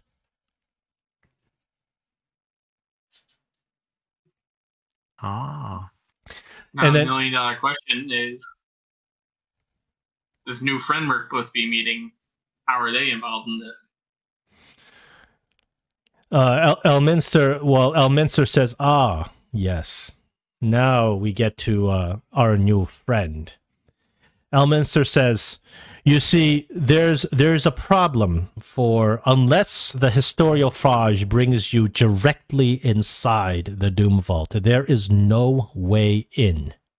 The Doom Vault is a magical demiplane, warded from all sides without any physical entrance. The only way to enter the Doom Vault is through a nexus of complex portals called the Bloodgate Nexus. And this nexus is monitored at every waking moment by red wizard diviners. They know every person that goes in and comes out of the Doom Vault. No one can go in without the direct blessing and key from a red wizard. If one slays a red wizard and attempts to steal the key, that will inactivate the key. He says the Doom Vault is of the most powerful magical protection that the realms have ever seen. He says, for there's only one person that can get someone who is not a red wizard inside the Doom Vault. And then Elminster kind of gestures his hand over to that dark figure. And the dark figure rises out of her seat, and she takes off her robe. And you see that it is a red wizard. Wow, looks like the one from the movie just about. Yes, all red wizards shave off their hair. Even male, female, doesn't matter. So it's a female red wizard who shaved off her hair, has these tattoos all over her head. She's wearing this elaborate robe. Her eyes are kind of pitch black as she looks at you.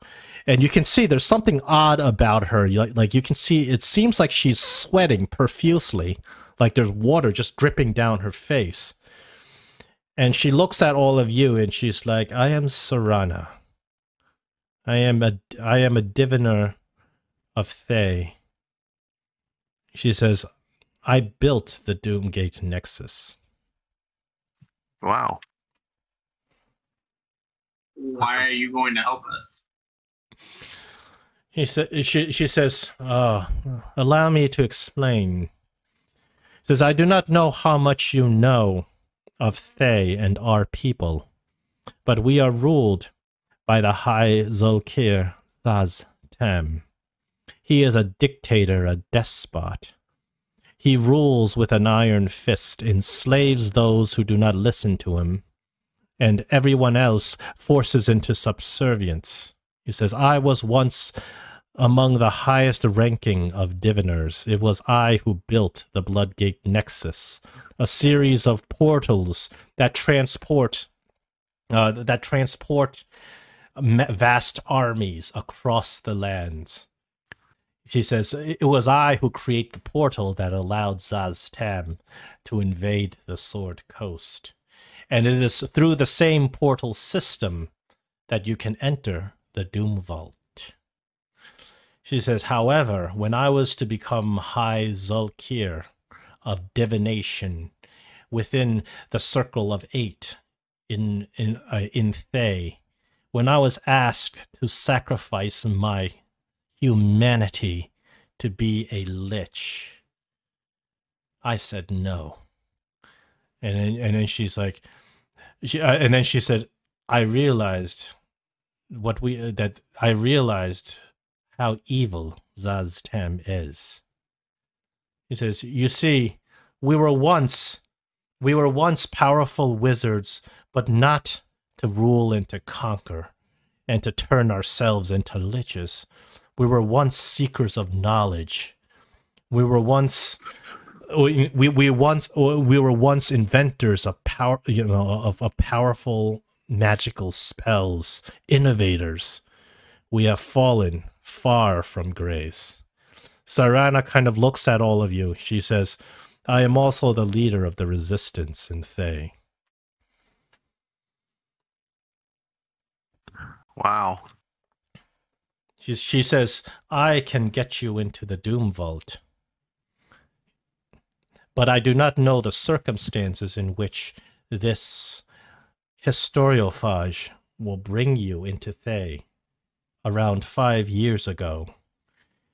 I can tell you that 5 years ago Zaztem was not in Thay. He was preoccupied with a war in the Sword Coast. He will not know of what you do there. But I can also tell you that 5 years ago, wherever I was, I do not know if I had even changed my mind to not obey Zaztem. I may be different. Regardless, I am the only one who can get you into the Doom Vault. And if you convince me, wherever I am, wherever I am, to let you into the Doom Vault, you will get in. Is there anything we can say to you whenever we meet you to prove that we are there to help you?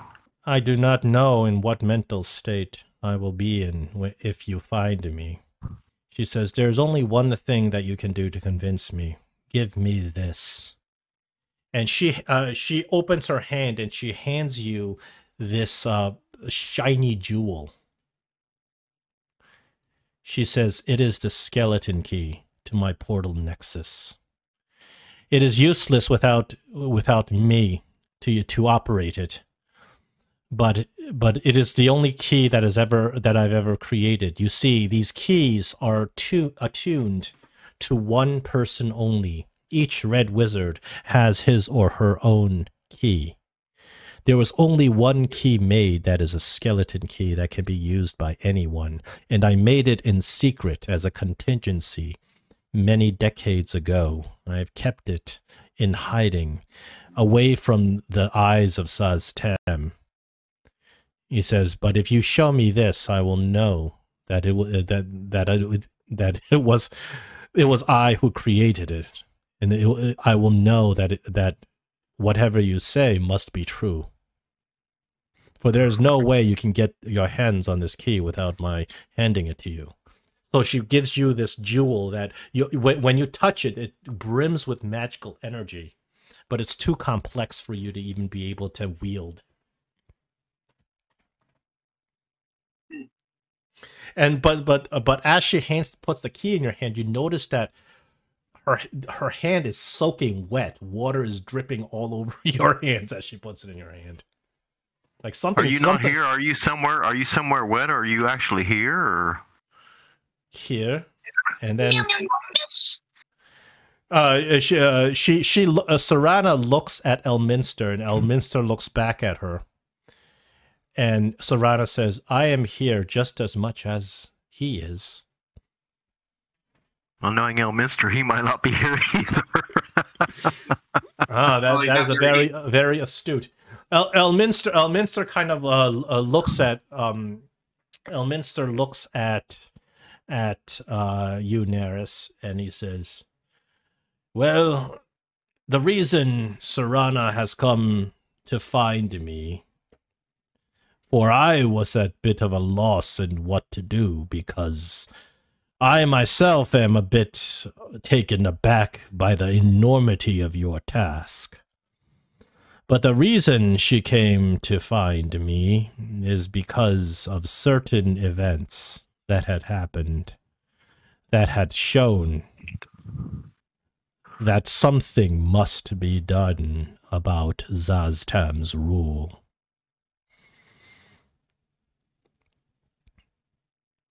Can you elaborate? Roll me a persuasion. Okay. If you want to know the truth. Let's see. Persuasion. Okay. Should I roll it in the tower, or? You can roll it however. Doesn't matter. That's okay, because I can't find my tower right now. It's hiding somewhere. Elminster looks at Serana and she looks back at him, and he says, I might as well tell you so you are as prepared as you possibly can be for this task. Elminster says, Serana. And so Serana looks at you and she shows you her hand, and you notice that her hand is actually melting. It's turning into water. Mm. And Serana says, Serana, hi, Serana, the Serana of the Red Wizards. She led a rebellion 3 years ago against Zaztam. She was not strong enough and failed. Zaztam captured Serana and all of the agents of the rebellion. He gutted them, turned them into ghouls, and hung them up, strung them up on the Thaymount. They are all dead. She looks at you and she says, there's a certain magical spell that was cast upon as a contingency upon Serana's death. The spell created a visage. It is sort of a clone, but not as a true elaborate clone as Elminster is.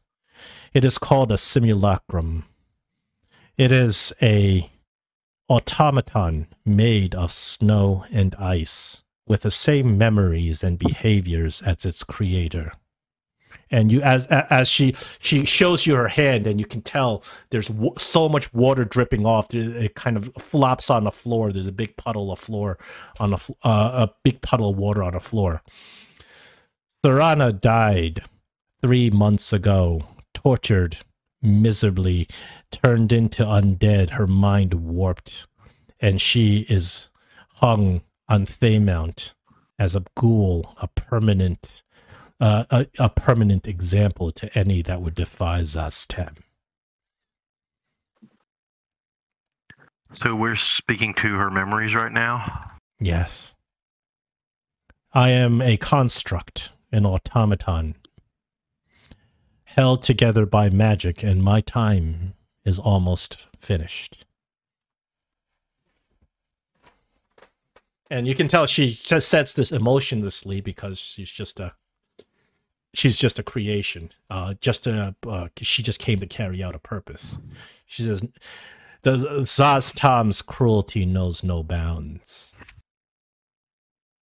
He delights in more than victory, but the suffering of his enemies. Well, that is indeed a cruel fate, and that is indeed even another reason to defeat this Zoltan. He says, I come carrying this task with the knowledge of the historiophage once I was activated. She says, I do not know in the interim what Serana has learned of the historiophage or the prophecy thereof, or this apocalypse that is coming, this apocalypse of which we are on the brink. But using my deductive reasoning as an automaton, I could only come to the conclusion that helping Elminster would be the only logical step. She says this, and she says the jewel I gave you was hidden with me, and was and even Zaztam does not know of existence.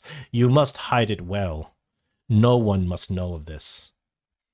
And she says, and then Durnan says, I don't know where the historiophage is going to send you. And he says, I just hope that everyone's well prepared.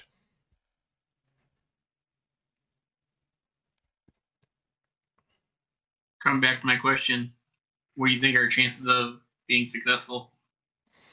Who are you asking? Elminster and Durnan. Elminster looks at you and he says, I must be honest, I don't think your chances are great at all. But that is also why I've asked you to come willingly and with full knowledge of what you undertake.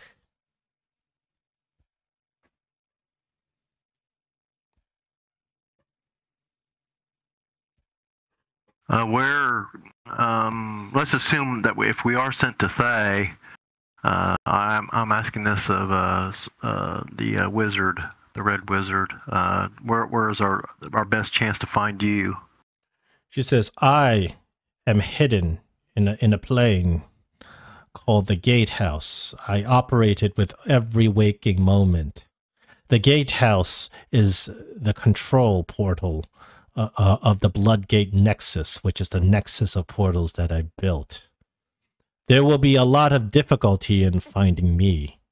For you see, even though the Red Wizards are the ultimate masters of Thay, we do not rule the day-to-day affairs. Those are left up to the Tharkions.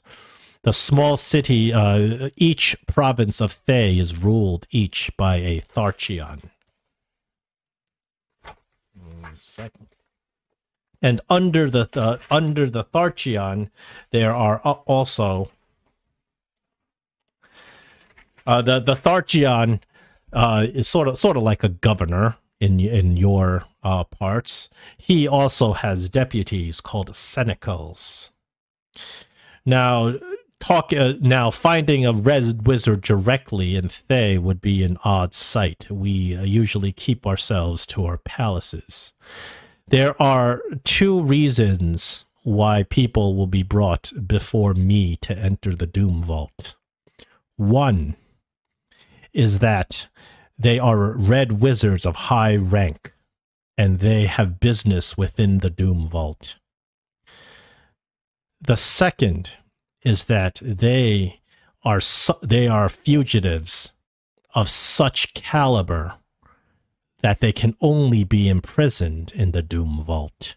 For you see, wizards of high power and caliber that are significant foes, demon lords, vampire kings, those are so powerful that we can only imprison them within the Doom Vault. Those are the only 2 ways you can meet with me. She says, however, if you find the resistance, it is at this time that the resistance has contacted me to create an alliance. She says, what I would recommend instead is search wherever you land in Thay. Search for the resistance. Ask for anyone who is among those who resist the rule of Zastem. We are a large large secretive organization. Once you find one of them, they are making every effort to turn me at this time. Is there like a secret password to recognize a resistance member? Yeah, that's what I was going to ask. Or a phrase or something. Yes. And then she says, what we had said to each other, for one to recognize each other, and to use a term, to use a term that will not cause suspicion. is we used to say, the land is very fruitful.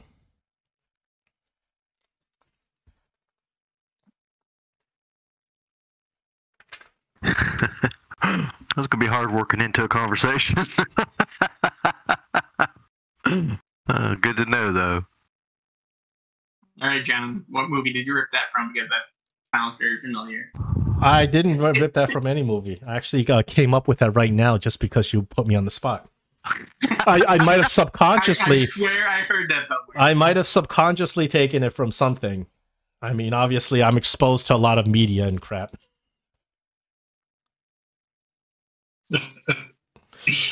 She says. She says, when you travel in Thay, there are restrictions to magic use. She says, any spell you cast of level 5 of the 5th circle or above will raise suspicion from red wizards. If you cause a magical calamity, that might bring you right before me for imprisonment, but it would have to be astronomical. She says, common crimes such as murder or theft will land you simply in local prisons. She says, I do not recommend attacking the wizards directly. You will find yourself to be unmatched, for when you fight one, you fight a dozen. Says, I do not know what magic powers you possess, but fighting a dozen archmages may be beyond your capabilities. That don't sound fun. So did you say casting a spell of level 5 or above will raise suspicion? It's not. It doesn't mean red wizards are automatically going to show up and attack you like in Baldur's Gate 2. So if they're still suspicious with our explanation or whatever, would they then take us to her? You're not sure. You're not sure what kind of suspicion it will raise, okay. But they are monitoring they monitor the weave of magic throughout the lands of Thay, and any disturbance, such as a high level spell cast like a 5th level spell, is going to be something that's going to raise a red flag for them. Now, how they react is uncertain. She says, Serana says, the people of Thay are weary of outsiders, although it is not unusual to have travelers from far away.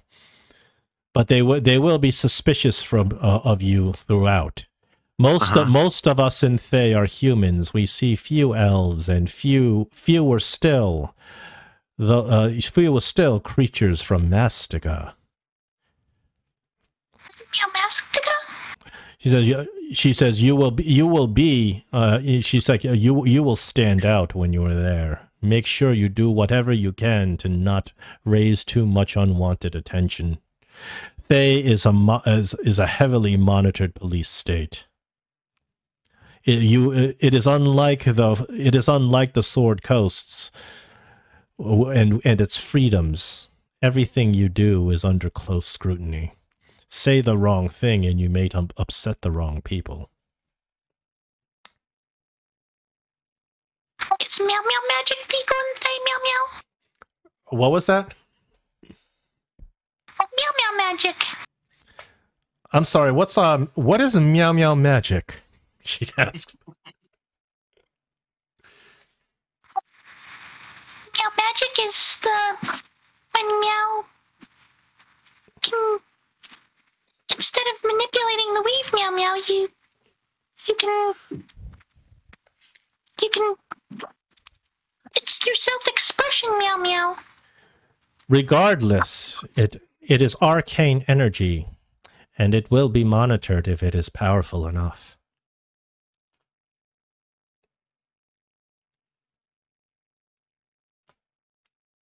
Fair enough.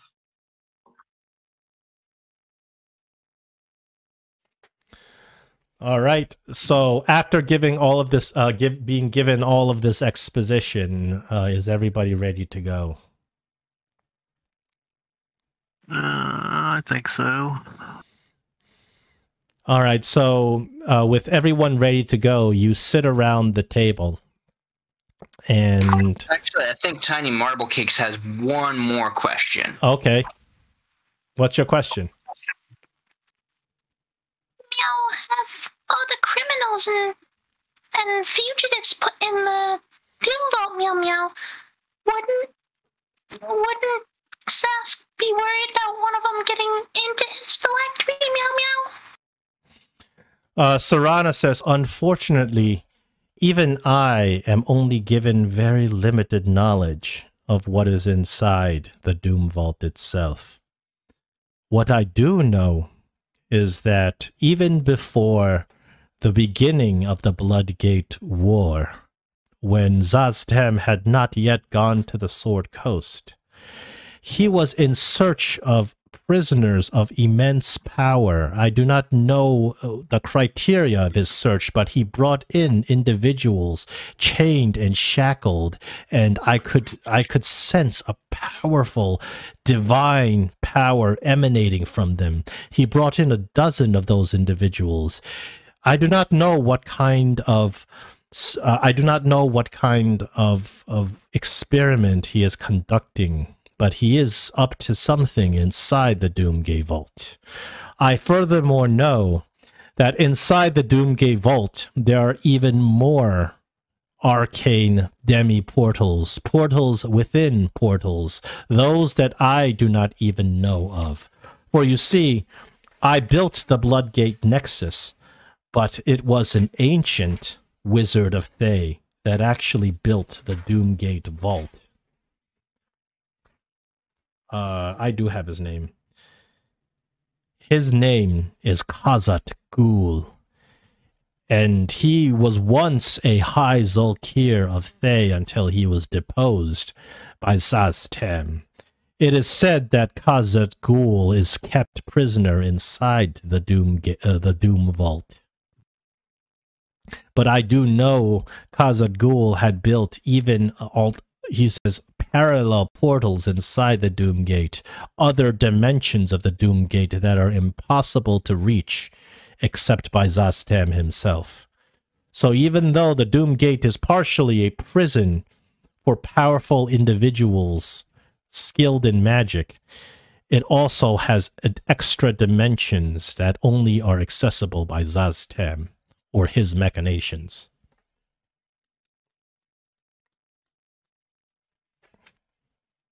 Fair enough. So what he tells you is that she gives you a little bit of extra information. She says, recently, even before the Bloodgate War had started, Zaztem had been collecting individuals across the lands, across Faerun, and bringing them in as prisoners inside the Doom Vault. Now, because everything is so secretive, Serana doesn't know why these individuals were brought in or what is so special about them, but she does know that they are emanating powerful divine magic. So to bring so many individuals of such power into the vault at the same time, she surmises that he must be conducting some sort of experiment or ritual. Like he's doing something in there special. She furthermore tells you that even when you get into the Doom Vault, that does in order to get to the ultra secretive place where Zaztem stores his phylactery, you probably have to do something else. You have to figure that out once you get there. Okay. Okay. I think that's enough exposition. I don't think we can handle anymore. That's pretty interesting, though. All right. So everybody, the entire party gathers around the table. You all put your hands on a tier of Selyun as instructed to do so. And Dorlak, you lead the party by whispering the prayer to Selyun, which says the Alametul Ya Usatiana. And it translates into the story shall be told under the glittering light of the moon. And as you say this, a bright light blinds everyone, and you feel yourself being pulled apart, and then kind of pulled apart and stretched along. And as you're being pulled apart, you know, you feel yourself kind of traveling, and there's stars flying all around you. You are traveling into some sort of other extraplanar space, and as you're doing so, you see, you guys are given some sort of divine vision. You see, all you see are a pair of eyes, and you hear some heavy breathing. And you see the pair of eyes are closed and they're stirring. And then right before you make it to your destination, the eyes open widely, and whoever it is takes a loud breath. It's a female's voice. You guys wake up, and the four of you are sitting in a round table in an inn. And that's where we'll end today.